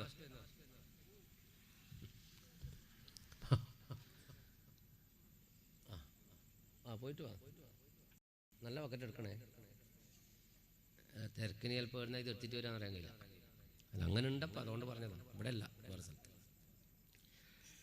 ഈ കുഞ്ഞിനെ വാരിയെടുത്തവൾ പുറത്തേക്ക് കൂടി തന്റെ ബാപ്പയോട് വിവരം പറഞ്ഞു. അയൽവാസികളെ കൂടി മലീഹ എന്ന പെണ്ണിന്റെ മയ്യത്ത് മണിക്കൂറുകൾക്ക് ശേഷം അവൾ ആദരപൂർവ്വം മറവ് ചെയ്തു. മയ്യത്ത് കബറടക്കി എല്ലാവരും വന്ന് തിരിച്ചുപോയി. ആബിദ് എന്ന കുട്ടി ഫർഹനാസിന്റെ തോളത്തുറങ്ങാണ്. അയൽവാസികൾ ചോദിച്ചു, ഫറു, ഈ കുഞ്ഞിനെ നീ എന്താക്കാൻ പോണത്? മാറിയിലെ കായ്മോനെ അവൾ മാറ്റുന്നു, നാഥയായി കുരുന്നീനെ അവൾ പോറ്റുന്നു. മാറിയിലെ കായ്മോനെ അവൾ മാറ്റുന്നു, നാഥയായി കുരുന്നീനെ അവൾ പോറ്റുന്നു. ചുണ്ടിൽ ചെറുമുത്തങ്ങൾ നൽകി, മാറിൽ ചൂട് പകർന്നവൾ നൽകി, സ്നേഹത്തിൻ സുരഗീതം പാടി അന്ന് തന്ന പൊന്നിൻ കനി നീ ആറ്റലമാവിത് മോനെ. അല്ല തന്ന പൊന്നിൻ കനി നീ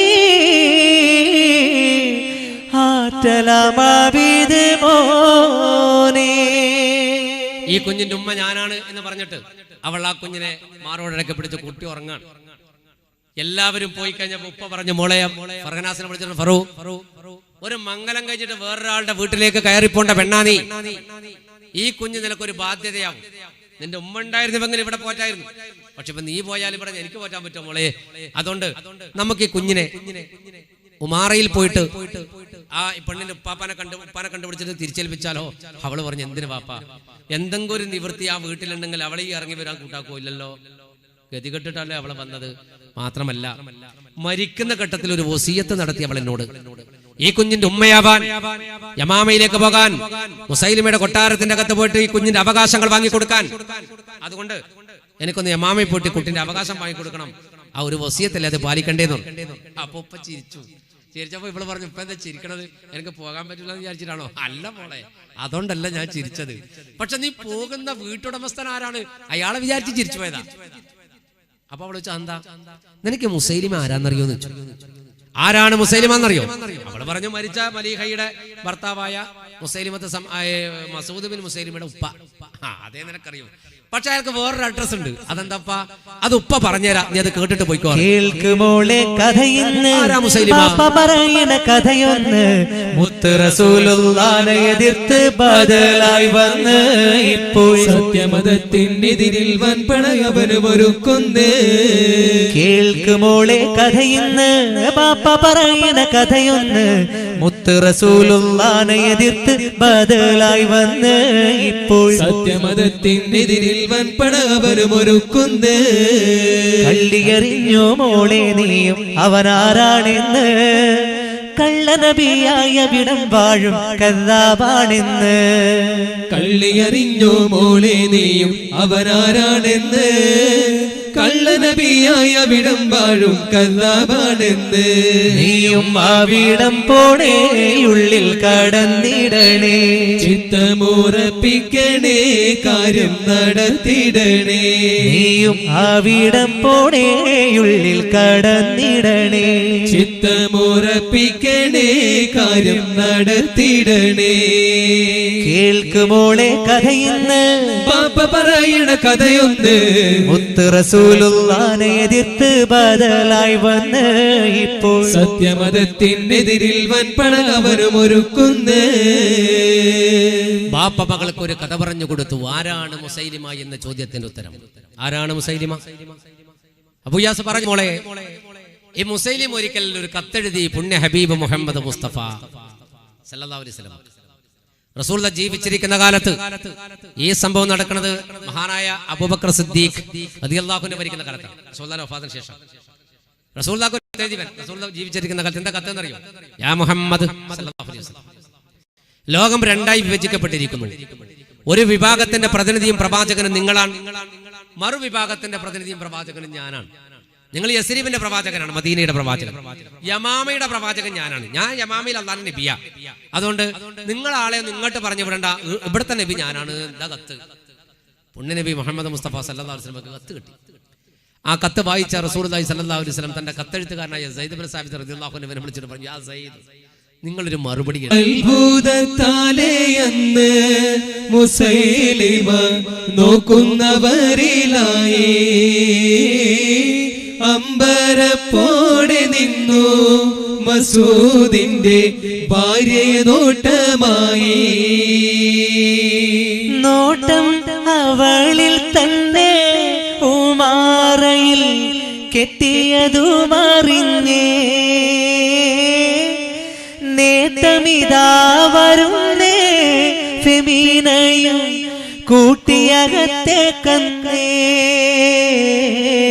അത്ഭുതത്താലേ എന്ന് മുസൈലിമ നോക്കുന്നവരിലായി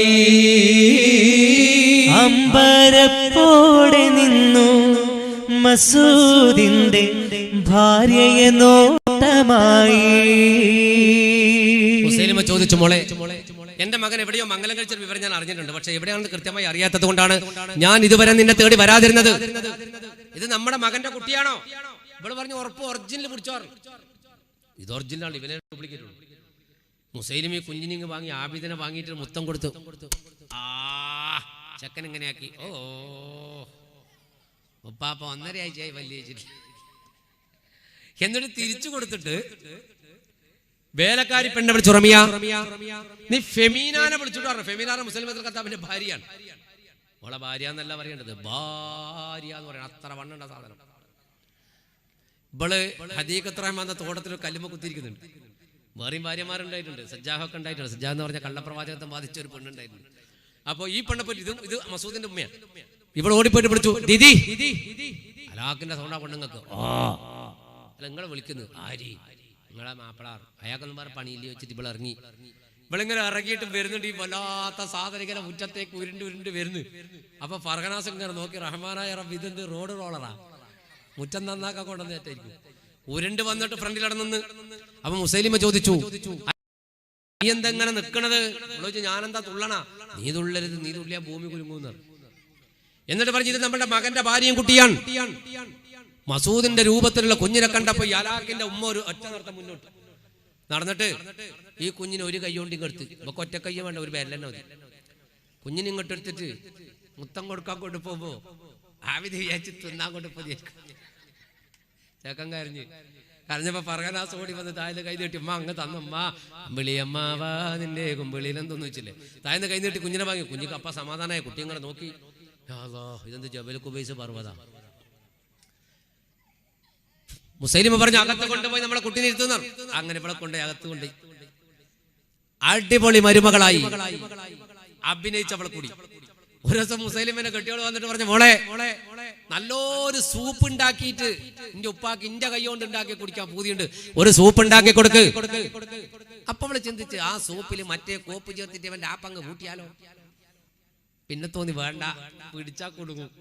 നല്ല സൂപ്പ് ഉണ്ടാക്കി കൊടുത്തു. കുടിച്ചിട്ട് ഇപ്പൊ എനിക്ക് നല്ല റാഹത്തയ്യോ. ഭാര്യനെ വിളിച്ചിട്ട് പറഞ്ഞു, മരുമകൾ അടിപൊളി അടിപൊളി പെണ്ണ, എന്ത് ടേസ്റ്റാ സൂപ്പ് കുടിക്കേണ്ടത്.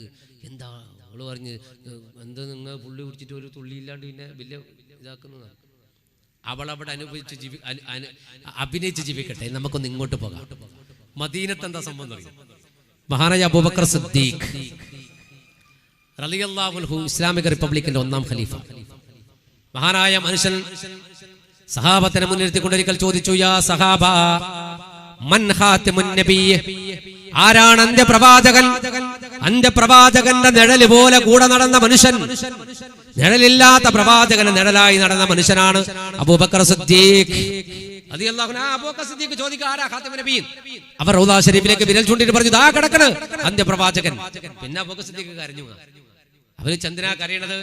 ജുബയുടെ പോക്കിൽ ഒരു കടലാസ് എടുത്തിട്ട് പറഞ്ഞു, മുസൈലിം ഒരു കത്തെഴുതി എനിക്ക്, പുണ്യ റസൂലുള്ളാഹിക്ക് ഒരു കത്തെഴുതിയിട്ട് മുമ്പ് ഞാൻ നബിയാണ്, ഇപ്പൊ അവൻ കത്തെഴുതിയത് എന്താ, ഞാൻ ഖാതിമുൻ നബിയാണ്. അവന്റെ വാദം അവസാനിപ്പിക്കണം. അതുകൊണ്ട് സൈഫുല്ലാഹി ഖാലിദ് ബിൻ വലീദിന്റെ നേതൃത്വത്തിൽ ഒരു സംഘത്തെ ഞാൻ യമാമയിലേക്ക് അയക്കാൻ തീരുമാനിക്കുന്നു. ഖാലിദ് ബിൻ വലീദ് ഉണ്ടോ സാസിലെന്ന് വെച്ചു. മഹാനായ സൈഫുല്ലാഹി ഖാലിദ് ബിൻ വലീദ് റളിയല്ലാഹു അൻഹു പറഞ്ഞു, ലബ്ബൈക യാ ഇബ്നു ഖുഹാഫ, ഞാൻ ഇവിടെ ഉണ്ട് എന്നാണ്. ഖാലിദ് റളിയല്ലാഹു അൻഹു നേരെ കടന്നത് റൗദ ഷരീഫിലേക്കാണ്. പുണ്യനബിയോട് സലാം പറഞ്ഞ് തിരിച്ചിറങ്ങി. എന്നിട്ട് അബൂബക്കർ സിദ്ദീഖിനോട് പറഞ്ഞു, ഞാനും എന്റെ സംഘവും റെഡിയാണ്. ഇനി ഒരു ഘോര സംഘടനമാണ്. മന്ത്രം ചുണ്ടിലായി മുഴങ്ങുന്നേ, ഖാലിദും ധർമ്മ വിപ്ലവത്തിനൊരുങ്ങുന്നേ, കരട് തുടിക്കുന്നേ, കോരിത്തരിക്കുന്നേ. കൽബിന്റെ ഉള്ളിലായി ഈമാൻ തെളിയുന്നേ, ഖാലിഖിൻ മന്ത്രം ചുണ്ടിലായി മുഴങ്ങുന്നേ, ഖാലിദും ധർമ്മ വിപ്ലവത്തിനൊരുങ്ങുന്നേ, കരള് തുടിക്കുന്നേ, കോരിത്തരിക്കുന്നേ. 30,000-ഓളം വരുന്ന തന്റെ പട്ടാളത്തെ നയിച്ചുകൊണ്ട് ഖാലിദ് റളിയല്ലാഹു അൻഹു യുദ്ധക്കളത്തിലേക്ക് പുറപ്പെട്ടു. യമാമയിലേക്ക് പുറപ്പെട്ടിട്ട് അവർ അഖുർബ എന്നൊരു സ്ഥലത്ത് ക്യാമ്പ് ചെയ്തു. എന്നാൽ മുസൈലിമത്ത് സമാമയുടെ പട്ടാളക്കാർ മദീനയുടെ ഭാഗത്തേക്ക് തന്നെയാണ് ശ്രദ്ധ. എന്തെങ്കിലും ശത്രു സമൂഹം വരുമെന്നവർക്കറിയാം. ഒരു ദിവസം രാത്രി ആബിദ് എന്ന കുഞ്ഞുറങ്ങാത്തത് കൊണ്ട് നമ്മുടെ ഫർഖനാസ് ഉറങ്ങാൻ കുറെ ലൈറ്റായി. അവൾ മുറിയിൽ ഇങ്ങനെ കിടക്കുമ്പോഴാണ് ഗേറ്റ് തുറക്കുന്ന ഒരു ശബ്ദം കേട്ടത്. ആദ്യം അത്ര കാര്യമാക്കിയില്ല. പിന്നെ പെട്ടെന്ന് അവൾ ശ്രദ്ധിച്ചു, മുസൈലിമയുടെ മകന്റെ ഭാര്യയാണെന്ന് പറഞ്ഞിട്ട് പോലും എനിക്ക് ഗേറ്റ് തുറന്ന് തന്നിട്ടില്ല. അപ്പോൾ പിന്നെ ആർക്കാണ് ഇവർ ഗേറ്റ് തുറക്കുന്നത്? മെല്ലെ ജനാല തുറന്ന് പുറത്തേക്ക് നോക്കുമ്പോ 3 ആള് കയറി വരുന്നുണ്ട്. മുമ്പിലൊരു വയസ്സായ ഉപ്പാപ്പ ബജാജ് ഓട്ടോ പോലത്തെ ഒരു സാധനം, ബേക്കിൽ 2 ചെറുപ്പക്കാരും. ഇവര് കയറി വരുന്ന കണ്ടപ്പോ ഇവർക്ക് കാര്യം മനസ്സിലായി, എന്തോ സംഭവമുണ്ട്. ഇവള് മെല്ലെ റൂം പൂട്ടി പുറത്തിറങ്ങി. മുസൈലിമയുടെ റൂമിന്റെ തൊട്ടപ്പുറത്ത് ഒരു കർട്ടന്റെ ബേക്കിൽ പോയിട്ട് ഒളിച്ചിരുന്നു ഈ പെണ്ണ്. ഈ 3 പേര് അങ്ങോട്ട് കടന്നു വന്നു. മുസൈലിമയുടെ ഡോറിന് തട്ടി. മുസൈലിമ വാതിൽ തുറന്നു. മുസൈലിമ ആ മനുഷ്യരെ കണ്ടിട്ട് ചോദിച്ചു, അല്ല നിങ്ങൾ എന്താ ഇവിടെ വന്നത്? അത് മറ്റാരുമായിരുന്നില്ല, മുസൈലിമത്ത് സമാമയുടെ മുന്നിലേക്ക് വന്ന വയസ്സായ മനുഷ്യന്റെ പേര് നഹാർ അർ-റജാൽ. കഥകൾ പറഞ്ഞിടുന്നു, കുതുകുലമാവർ ചൊല്ലുന്നു. അഹ്റുബറയിൽ നിന്നും വരുന്നോരാണ് ഇവകൾ പറയുകയാണ്, കൊല്ലും ഫനയിലാണ്. വന്നിത നമ്മുടെ നാടിനടുത്ത് വമ്പർ ഖാലിദ് കൂട്ടരുമൊത്ത് വൻപടയുണ്ടെന്നാണ് അറിവിത്ത്. വന്നിത നമ്മുടെ നാടിനടുത്ത് വമ്പർ ഖാലിദ് കൂട്ടരുമൊത്ത് വൻപടയുണ്ടെന്നാണ് അറിവിത്ത്. അറിവിത്തെ സമയത്ത് മുസൈലിമയും മനസകം ഭയമേറിയും അമറുകളവൻ നൽകിയും കഥ കൊല്ലുമറിയുന്നു അവൾ ഫാറൂഖും ജലലിനരികിലാവും കാണുന്നവൾ തന്നെയും. നഹാർ അർ-റജാലിബ്നു ഉർദുവയാ വന്നത്. നഹാർ അയാൾ ആരാണെന്ന് പറഞ്ഞാല് അള്ളാഹുവിന്റെ ഹബീബായ പ്രവാചകന്റെ മുന്നിൽ കുത്തിയിരുന്നിട്ട് ഖുർആൻ മുഴുവൻ മനപ്പാഠമാക്കിയ ഒരു ഹാഫിളായ മനുഷ്യനായിരുന്നു നഹാർ. ഇസ്ലാമിക പ്രബോധനത്തിന് വേണ്ടി യമാമയിൽ പോയി നഹാർ അർ-റജാലിബ്നു ഉർദുവ മുസൈലിമത്ത് സമാമയുടെ സ്വത്തിനും പൊന്നിനും പെണ്ണിനും വേണ്ടിയിട്ട് കൂറുമാറിയ ഏറ്റവും വലിയ മുനാഫിക്കായ ഒരു മനുഷ്യനായിരുന്നു എന്ന് പറഞ്ഞാൽ, അള്ളാഹു പ്രവാചകനെ വിട്ടിട്ട് നഹാർ അർ-റജാലിബ്നു ഉർദുവ മുസൈലിമയുടെ ആളായി അവന്റെ സമ്പത്തിന്റെ പിന്നിൽ നിന്നിട്ട് ആ വൃത്തികെട്ടവനായി ഇപ്പൊ വന്നത്. അവന്റെ കൂടെ 2 പട്ടാളക്കാരും മുസൈലിമയോട് പറഞ്ഞു, മുസൈലിമ, ഖാലിദ് ബിൻ വലീദും പട്ടാളവും ഇങ്ങോട്ട് ഇറങ്ങിയിട്ടുണ്ട്. അവർ അഖ്റബയിൽ ക്യാമ്പ് ചെയ്തിട്ടുണ്ട്. അവരിവിടെ വന്നാൽ മൊത്തം കാലിയാവുന്ന ഉറപ്പാ. ഖാലിദ് വന്നാൽ മൊത്തം കാലിയാവും. അപ്പൊ എന്താ ചെയ്യാ? മുസൈലിമ അവിടെ ഇരുന്നു. മുസൈലിമയോട് നഹാർ പറഞ്ഞു, നീ എന്തെങ്കിലും ഒന്ന് പറ. അവൻ പറഞ്ഞു, എന്ത് പറയാൻ? പറയാന്ന എല്ലാം പറയായി പോ. എന്നിട്ട് പറഞ്ഞു, അവർ അഖ്റബയിലല്ലേ? അതെ, അഖ്റബയിലാണ്. അവർ യമാമയിലേക്ക് വരുന്ന വഴി പസഫിക് ഓഷ്യന്റെ തീരമാണ്, പേർഷ്യൻ ഉൾക്കടലിന്റെ തീരത്തൂടെയാണ് വരാൻ എളുപ്പം. ആ ഭാഗത്ത് നമ്മൾക്ക് വാരിക്കുഴി കുഴിക്കാം. വാരിക്കുഴി എന്ന് പറഞ്ഞാൽ പഴയ കാലത്ത് കാട്ടിൽ ആനയെ പിടിക്കാൻ കുഴിക്കുന്ന കുഴി, വലിയ കുഴിയായിട്ട് കുഴിക്കാം. അതുകൊണ്ട് മേലെ കമ്പെല്ലാം വെച്ചിട്ട് മണ്ണിടുക, ഇലയൊക്കെ വിരിച്ചിട്ട് കുണ്ടില്ലാത്ത പോലെ ആക്കുക. അങ്ങനെ അല്ലാണ്ട് അങ്ങനെ ആനയെ പിടിക്കണ്ട്. അല്ലാണ്ട് രാവിലെ പോയിട്ട് അസ്സലാമു അലൈക്കും ആനയെ ബാ നമുക്ക് ഉണ്ടാക്കും നാട്ടിൽ പോവാന്ന് പറഞ്ഞു കേട്ടെ. ആന നാട്ടിലെത്തും, ഇവൻ നാട്ടിലെത്തൂല. അപ്പൊ ആന അങ്ങനെ പുകല്ലേ. അപ്പോ മുസ്ലിം സൈന്യം മറുപടി വരുമ്പോ നേതാക്കന്മാർ മുന്നിലുണ്ടാകും. അവർ കുഴിയിൽ വീഴട്ടെ, 2 ഭാഗത്ത് ഒളിച്ചിരിക്കുന്ന പട്ടാളക്കാർ അമ്പെയ്ത് കൊല്ലട്ടെ. അപ്പൊ അനുയായികൾ പിന്തിരിച്ച് ഓടിക്കോളും. ഈ കള്ളപ്രവാചകന്റെ ഒടുക്കത്തെ ബുദ്ധി. നഹാർ പറഞ്ഞ എന്നാ രാത്രി തന്നെ കുടിക്കാൻ പറയാ. പറഞ്ഞവർ രാത്രി തന്നെ വാരിക്കുഴി കുടിക്കാൻ വേണ്ടി പറഞ്ഞു പസഫിക് ഓഷ്യന്റെ തീരത്ത് വരുന്ന വഴിക്ക്. എന്നാൽ കർട്ടന്റെ ബാക്കിൽ നിന്ന് ഇവള് ഫുള്ള് കേട്ടു. ഇവള് പറഞ്ഞു, ഞാൻ റബ്ബേന്റെ ഉപ്പ പറഞ്ഞാച്ചത് എത്ര കൃത്യ കാണിച്ചാൽ ശരിയാക്കി തരാം. ഇവള് റൂമിൽ പോയി. പക്ഷെ റൂമിൽ പോയി ചിന്തിക്കാൻ തുടങ്ങി, എങ്ങനെ പോയിട്ട് പറയാ? ഖാലിദ് റളിയല്ലാഹു അൻഹു പറയണമെങ്കിൽ ഇറങ്ങി പോണം. ഇവിടെ നിന്ന് ഇറങ്ങി പോകാൻ പറ്റൂല. ഫോണില്ലാത്ത കാലമായോണ്ട് വിളിക്കാനും പറ്റൂല. എന്താ ചെയ്യാൻ റബ്ബേ? സുബഹി നിസ്കരിച്ചു. സുബഹി നിസ്കരിച്ചു. മുസ്ലിമൊക്കെ സുബഹി നിസ്കാരമില്ല, 3 വക്തേ ഉള്ളൂ. അപ്പോ നിസ്കാരം കഴിഞ്ഞ് മുസ്ലിമ കാണാണ്ട് കൃത്യമായി വാതിൽ അടച്ചിട്ട് നിസ്കരിക്കുക. നിസ്കാരം കഴിഞ്ഞ് ദുആ ചെയ്ത് അല്ലാഹുവേ വിവരം ഖാലിദ് ഇബ്നു വലീദിനെ അറിയിക്കാൻ ഒരു മാർഗം എനിക്ക് തരണേ പടച്ചോനെ. പെട്ടെന്ന് നമുക്ക് ഒരു ബോധം വന്നു. ആ വീട്ടിലൊരു വേലക്കാരി പെണ്ണുണ്ടല്ലോ കൊട്ടാരത്തില്, റമിയ. അവൾ ഇവിടെ നല്ല ക്ലോസ് ഫ്രണ്ടാ. അതുകൊണ്ട് അവളോട് എന്തേ ചോദിക്കാന്ന് കണക്കൂടി മെല്ലെ അവളുടെ റൂമിലേക്ക് പോയി. റൂമിലേക്ക് പോയിട്ട് വാതിലിന് തട്ടിയിട്ട് ഒന്നും തുറന്നില്ല. സുബൈന്റെ സമയമായിട്ട് തുറക്കണില്ല. എന്നിട്ട് ഇവിടെ മെല്ലെ ഒന്ന് കഥക് തള്ളി. അപ്പൊ പഴയ കാലത്തെ വാതില, 2 വാതില, അത് കുറച്ചങ്ങ് നിരങ്ങി നീങ്ങിയപ്പോ അതിന്റെ വിടവിലൂടെ ഇവിടെ അകത്തേക്ക് ഇങ്ങനെ നോക്കി. അകത്തേക്ക് നോക്കുമ്പോ കാണുന്ന ഒരു കാഴ്ച എന്താണെന്നറിയോ? അത്ഭുതകരമായ ഒരു കാഴ്ചയാണ് അകത്ത് സംഭവിക്കുന്നത്. എന്താണ് ആകെയും വജബാണ്, ആശ പോലെ ഇത് കാണാൻ ചേലാണ്. അത്ഭുതങ്ങളല്ലയോ ആരിത് റബിയയോ, ആശ പോലെ മുസല്ലയിൽ തന്നെയോ, റബ്ബിലാകെ വണങ്ങിടും തന്നെയോ. ഉള്ളിൽ സുബഹി നമസ്കാരമുണ്ട്, ഉലകം പടച്ചോനിൽ കുമ്പിടുന്നുണ്ട്. ഉള്ളിൽ സുബഹി നമസ്കാരമുണ്ട്, ഉലകം പടച്ചോനിൽ കുമ്പിടുന്നുണ്ട്. ഇരുകൈ നീട്ടിയുടയോനിൽ ഇത് പ്രാർത്ഥന ചെയ്വതുമുണ്ട്. ഉടനടി റമിയ ബേജാറോടെ വാതിൽ തുറക്കണ കണ്ട് വിറവിറ തന്നിൽ കൂടി കഥ മുഴുവൻ അവ പാടി സത്യത്തിൻ പാതയിലായി നീങ്ങുവാൻ, സൗഭാഗ്യതീനിൽ മുന്നേറിയിടുവാൻ. ആദിയോനെ എന്താണ് ആകെയും അജബാണ്, ആശ പോലെ ഇത് കാണാൻ ചേലാണ്. അതിന്റെ അകത്ത് വേലക്കാരി പെണ്ണ് റമിയ സുബഹി നിസ്കരിക്കാണ്. സുബഹി നിസ്കരിക്കുന്നുണ്ട്. ഇവർ ഞെട്ടിട്ട് പറഞ്ഞു പടച്ചോനെ. അപ്പൊ സുബഹി നിസ്കാരം ഞാൻ മാത്രമല്ല, ഇതിനുള്ളിൽ വേറെ ആൾ നിസ്കരിക്കുന്നുണ്ട്. അപ്പൊ ഇതിനുള്ളിൽ മൊത്തം ദുരൂഹതയാണ്. ഇവളിങ്ങനെ തട്ടിയിട്ട് പിന്നെയും നോക്കും. മറ്റോള് നിസ്കാരം കഴിഞ്ഞ് മുസല്ലെടുത്ത് മടക്കിയിട്ട് കാണാതെടുത്ത് വെച്ചിട്ട് ഉറക്കത്തിന് വരുമ്പോൾ കണ്ണൊക്കെ തിരുമ്പിയിട്ട് വന്ന് വാതിൽ പറഞ്ഞിട്ട് ഇങ്ങനെ നോക്കിയിട്ട് പറഞ്ഞു എങ്ങളാ നേരെ ഫർഹനാസ് ചിരിച്ചോണ്ട് പറഞ്ഞു, ഞാൻ കുറെ ആയാലെ തട്ടുന്നു, നീ എന്റെ വാതിൽ ഉറക്കാഞ്ഞേ? അത് ഇന്നലെ രാത്രി കിടക്കാൻ കുറെ ലൈറ്റായിട്ട് ഉറങ്ങിപ്പോയതാണ്. അപ്പൊ ഇവിടെ പറഞ്ഞു, നീ ഉറങ്ങുമ്പോ തല താഴോട്ടും ബാക്ക് മേലോട്ടും ആക്കിയിട്ട് ഉറങ്ങലല്ലേ ചോദിച്ചു. സുജൂദ്. റമിയ മെല്ലെ ഞെട്ടി, റബ്ബേ ഞാൻ സുബഹിസ്കരിക്കുന്ന കണ്ടല്ലോ. എന്നാ പിന്നെ എന്റെ അവസാന നിസ്കാരം സ്കരിച്ചേ. മുസൈലിമയുടെ മകന്റെ ഭാര്യ ഇവള് പോയി പറയൂ, പിന്നെ ഇനി എല്ലാവരും കൂടി എന്റെ മയ്യത്ത് സ്കരിച്ചോളൂ, സമാധാനായി. മെല്ലെ അകത്ത് കയറി വാതിലടച്ചിട്ട് ഫർഹാനാസ് പറഞ്ഞു, നീ ബേജാറാവണ്ട, ഞാനും സുബഹിസ്കരിച്ചിട്ട് വരിക. അപ്പൊ നിങ്ങൾ മുസൈലിമത്തുൽ കദ്ദാബിന്റെ മകന്റെ ഭാര്യ ഭാര്യ അത് ബയ്യ പറയാ, ബാക്കി ബയ്യ പറയാ. ഇപ്പൊ റെഡിയായി. ഇങ്ങോട്ട് വരുമ്പോ എനിക്കൊരു ബേജാറുണ്ടായി. ഇപ്പൊ ഞാനും നീയും ഒന്നാ, അതുകൊണ്ട് പറയാലോ. എന്റെ കഥ പിന്നെ പറഞ്ഞുതരാ. ഇന്നലെ രാത്രി മുസൈലിമയുടെ അടുക്കൽ 3 ആള് വന്നു. ഒരു വയസ്സായ കാക്കയുണ്ട് ഫ്രണ്ടിൽ. ഖാലിദ് ഇബ്നു വലീദിന്റെ പട്ടാളം ഇങ്ങോട്ട് വരുന്ന വിവരം പറഞ്ഞു.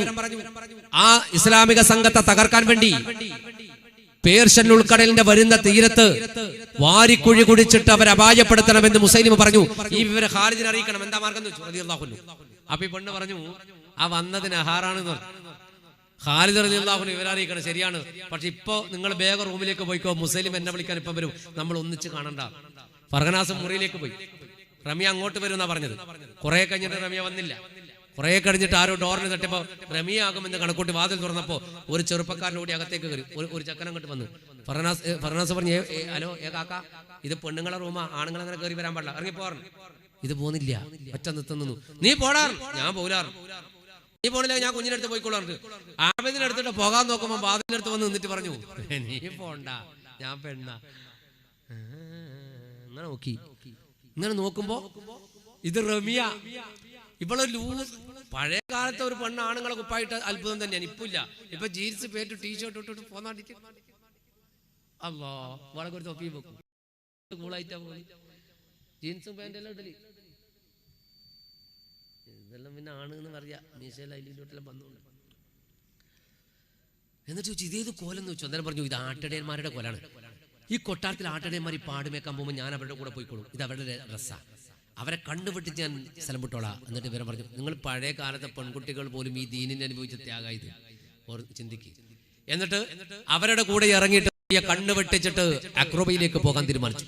പേർഷ്യൻ ഉൾക്കടൽ തീരത്ത് പോകുമ്പോഴേക്ക് ഇവർ കുഴിയെല്ലാം റെഡിയാക്കി വെക്കുന്നുണ്ട്. ഇവളെ മനസ്സോണ്ട് ഇങ്ങനെ പറഞ്ഞു, കുഴിക്ക് ഇന്ത്യയെല്ലാം കവർ നീയെല്ലാം കുഴിച്ചു വെക്ക്, കാണിച്ചാൽ ഇങ്ങക്ക്. ഒരു ഭാഗത്തൂടെ നടന്നു പോകുമ്പോൾ ഇസ്ലാമിക സൈന്യത്തിൽ രണ്ട് ചെറുപ്പക്കാർ രണ്ടാൾ തോൽപാത്രത്തിൽ ഇങ്ങനെ പോണ് കടപ്പുറത്തോട്ടെ. എവിടെങ്കിലും നല്ല വെള്ളം കിട്ടാൻ നോക്കാൻ വേണ്ടി, ശുദ്ധജലം ഉപ്പില്ലാത്ത വെള്ളം കുടിക്കാം. കണ്ടപ്പോൾ തന്നെ മനസ്സിലായി മുസ്ലിങ്ങളാണെന്ന്. ഓടിപ്പോയിട്ട് പറഞ്ഞു, ഇവിടെ ഖാലിദ് ബിൻ വലീദിന്റെ പട്ടാളക്കാരാണോ? അതെ. എന്നാ വെള്ളമൊക്കെ പിന്നെടുത്തോട്ടോ, ഒരു വിവരം പോയിട്ട് പറഞ്ഞിട്ട് വാ. അല്ലയോ സോദരെ കാര്യമറിഞ്ഞോ, അങ്ങ് യമാമയിൽ നിന്നും ഞാൻ വന്നു. വഴിയിലാക്കിങ്കരർ വൻകുഴി തീർത്തു, ചതിയിൽ പെടാതിരിക്കാൻ വഴിയോർത്തോ. അല്ലയോ സോദരെ കാര്യമറിഞ്ഞോ, അങ്ങ് യമാമയിൽ നിന്നും ഞാൻ വന്നു. വഴിയിലാക്കിങ്കരർ വൻകുഴി തീർത്തു, ചതിയിൽ പെടാതിരിക്കാൻ വഴി ഓർത്തോ. അവര് പറഞ്ഞു, ആ പെണ്ണ് പോയിട്ട് പറഞ്ഞു, നിങ്ങൾ ഖാലിദ് ബിൻ വലീദിനോട് സംഭവം ഒന്ന് പറയണം. വിവരം അറിഞ്ഞ ഇവർ രണ്ടാൾ തിരിച്ചോടി. ഖാലിദ് റളിയല്ലാഹു അൻഹുവിനോട് പറഞ്ഞു, ഇങ്ങനെ ഒരു വിവരം കിട്ടിയിട്ടുണ്ട്. നിങ്ങൾ കണ്ടിനോ? കണ്ടിട്ടൊന്നുമില്ല, വിവരം കിട്ടിയിട്ടുണ്ട്. അപ്പൊ ഖാലിദ് റളിയല്ലാഹു അൻഹു പറഞ്ഞു, അറിഞ്ഞാലൊന്ന് അന്വേഷിക്കണ്ട, സംഭവം ഉണ്ടോ നോക്കണ്ടേ. ചിലപ്പോൾ ശത്രുക്കൾ തെറ്റിദ്ധരിപ്പിച്ചാലോ, അവിടെ അപകടമുണ്ടെന്ന് പറഞ്ഞിട്ട് വേറെ വഴിക്ക് പോകുമ്പോ യഥാർത്ഥ അപകടം അവിടെയാണെങ്കിലോ. ഏതായാലും വിവരം അറിഞ്ഞ സ്ഥിതിക്ക് നമുക്ക് റൂട്ട് മാറ്റിക്കളയാം. ഒരു റൂട്ടിലേക്ക് എളുപ്പ വഴി, പക്ഷെ ദുർഘടമാണ്. ഒരു വലിയ മല കാട്ടിക്കൊടുത്തിട്ട് ഖാലിദ് റളിയല്ലാഹു അൻഹു പറഞ്ഞു, ഈ മല കയറി ഇറങ്ങിയാൽ യമാമയിലെത്തും. പക്ഷേ ചെങ്കുത്തായ പാറയാണ്, അപകടം പിടിച്ച പാറയാണ്. അള്ളാഹും അവന്റെ റസൂലിനെ ഈ മനസ്സിൽ ധ്യാനിച്ചുകൊണ്ട് കയറിയാ മതി. സഹാബത്താണ് കൂടെ, അള്ളാഹുവിന്റെ ഹബീബിന്റെ വിശ്വസ്തരായ അനുയായികളാണ് കൂടെ. ആ സംഘം മല കയറി യമാമയുടെ പട്ടണത്തിലേക്ക് ഇറങ്ങി. ഞാൻ വളരെ ചുരുക്കി പറയട്ടെ, യമാമയിൽ ഇറങ്ങിയിട്ട് തന്റെ ഒരു കൂട്ടുകാരനെ വിളിച്ചിട്ട് ഖാലിദ് റളിയല്ലാഹു അൻഹു പറഞ്ഞു, നീ മുസൈലിമയുടെ കൊട്ടാരത്തിൽ പോകണം. എന്നിട്ട് അവനോട് പറയണം, നാളെ എന്റെ പ്രതിനിധികളായ കുറച്ചാൾക്കാർ ഇവിടെ വരും ഒരു സന്ധി സംഭാഷണത്തിന് വേണ്ടിയിട്ട്. ഞങ്ങൾക്ക് യുദ്ധം നിർബന്ധമല്ല, യുദ്ധം ഞങ്ങൾ ആഗ്രഹിക്കുന്നുമില്ല, ഒരു ചോരച്ചാലൊടുക്കാൻ ഞങ്ങൾക്ക് ബുദ്ധിയില്ല. മറിച്ച് കാര്യങ്ങൾ യഥാസ്ഥിതി മനസ്സിലാക്കിയിട്ട് പെരുമാറിയാൽ നമ്മൾക്കിടയിൽ സൗഹൃദമുണ്ടാവും. അതുകൊണ്ട് ആ കാര്യം പറയാൻ വേണ്ടി നാളെ കുറച്ചാൾ വരുമെന്ന് അവരോട് വിവരം പറഞ്ഞു. ഒരു ചെറുപ്പക്കാരൻ മുസൈലിമയുടെ കൊട്ടാരത്തിൽ പോയി. മുസൈലിമത്ത് സമാമയെ കണ്ടിട്ട് വിവരം പറഞ്ഞപ്പോ മുസൈലിമ ചെറുപ്പക്കാരന്റെ മാറിങ്ങനെ പിടിച്ചിട്ട് പറഞ്ഞൊരു വർത്താനുണ്ട്, നിന്റെ സ്ഥാനത്ത് ഖാലിദ് ബിൻ വലീദ് ആണെങ്കിൽ ഞാൻ അയാളെ വെട്ടിയിട്ട് പാക്കറ്റ് ചെയ്യുമായിരുന്നു. എന്നിട്ട് പറഞ്ഞു, നീ പോയിക്കോളൂ എന്ന് പറഞ്ഞു. ഖാലിദ് ബിൻ വലീദിന്റെ അടുക്കലേക്ക് ആ ചെറുപ്പക്കാരൻ തിരിച്ചു വന്ന് റളിയല്ലാഹു അൻഹു. മറുഭാഗത്ത് മുസൈലിമത്ത് സമാമ തന്റെ മന്ത്രിമാരെയും പട്ടാളക്കാരെയും വിളിച്ചു കൂട്ടിയിട്ട് അവരോട് പറഞ്ഞു, നിങ്ങൾ എന്റെ അനുയായികളാണ്, എന്റെ സഹാബാക്കളാണ്. അവരുടെ പ്രവാചകൻ ദരിദ്രനാണ്. ആര്? മുഹമ്മദ് മുസ്തഫ സല്ലല്ലാഹു അലൈഹി വസല്ലം. നിങ്ങളുടെ പ്രവാചകൻ കോടീശ്വരനാണ്. അതുകൊണ്ട് ദരിദ്രവാസികളായിട്ടാണ് അവർ വരിക. നിങ്ങൾ നല്ല പട്ടിന്റെ ഉടുപ്പൽ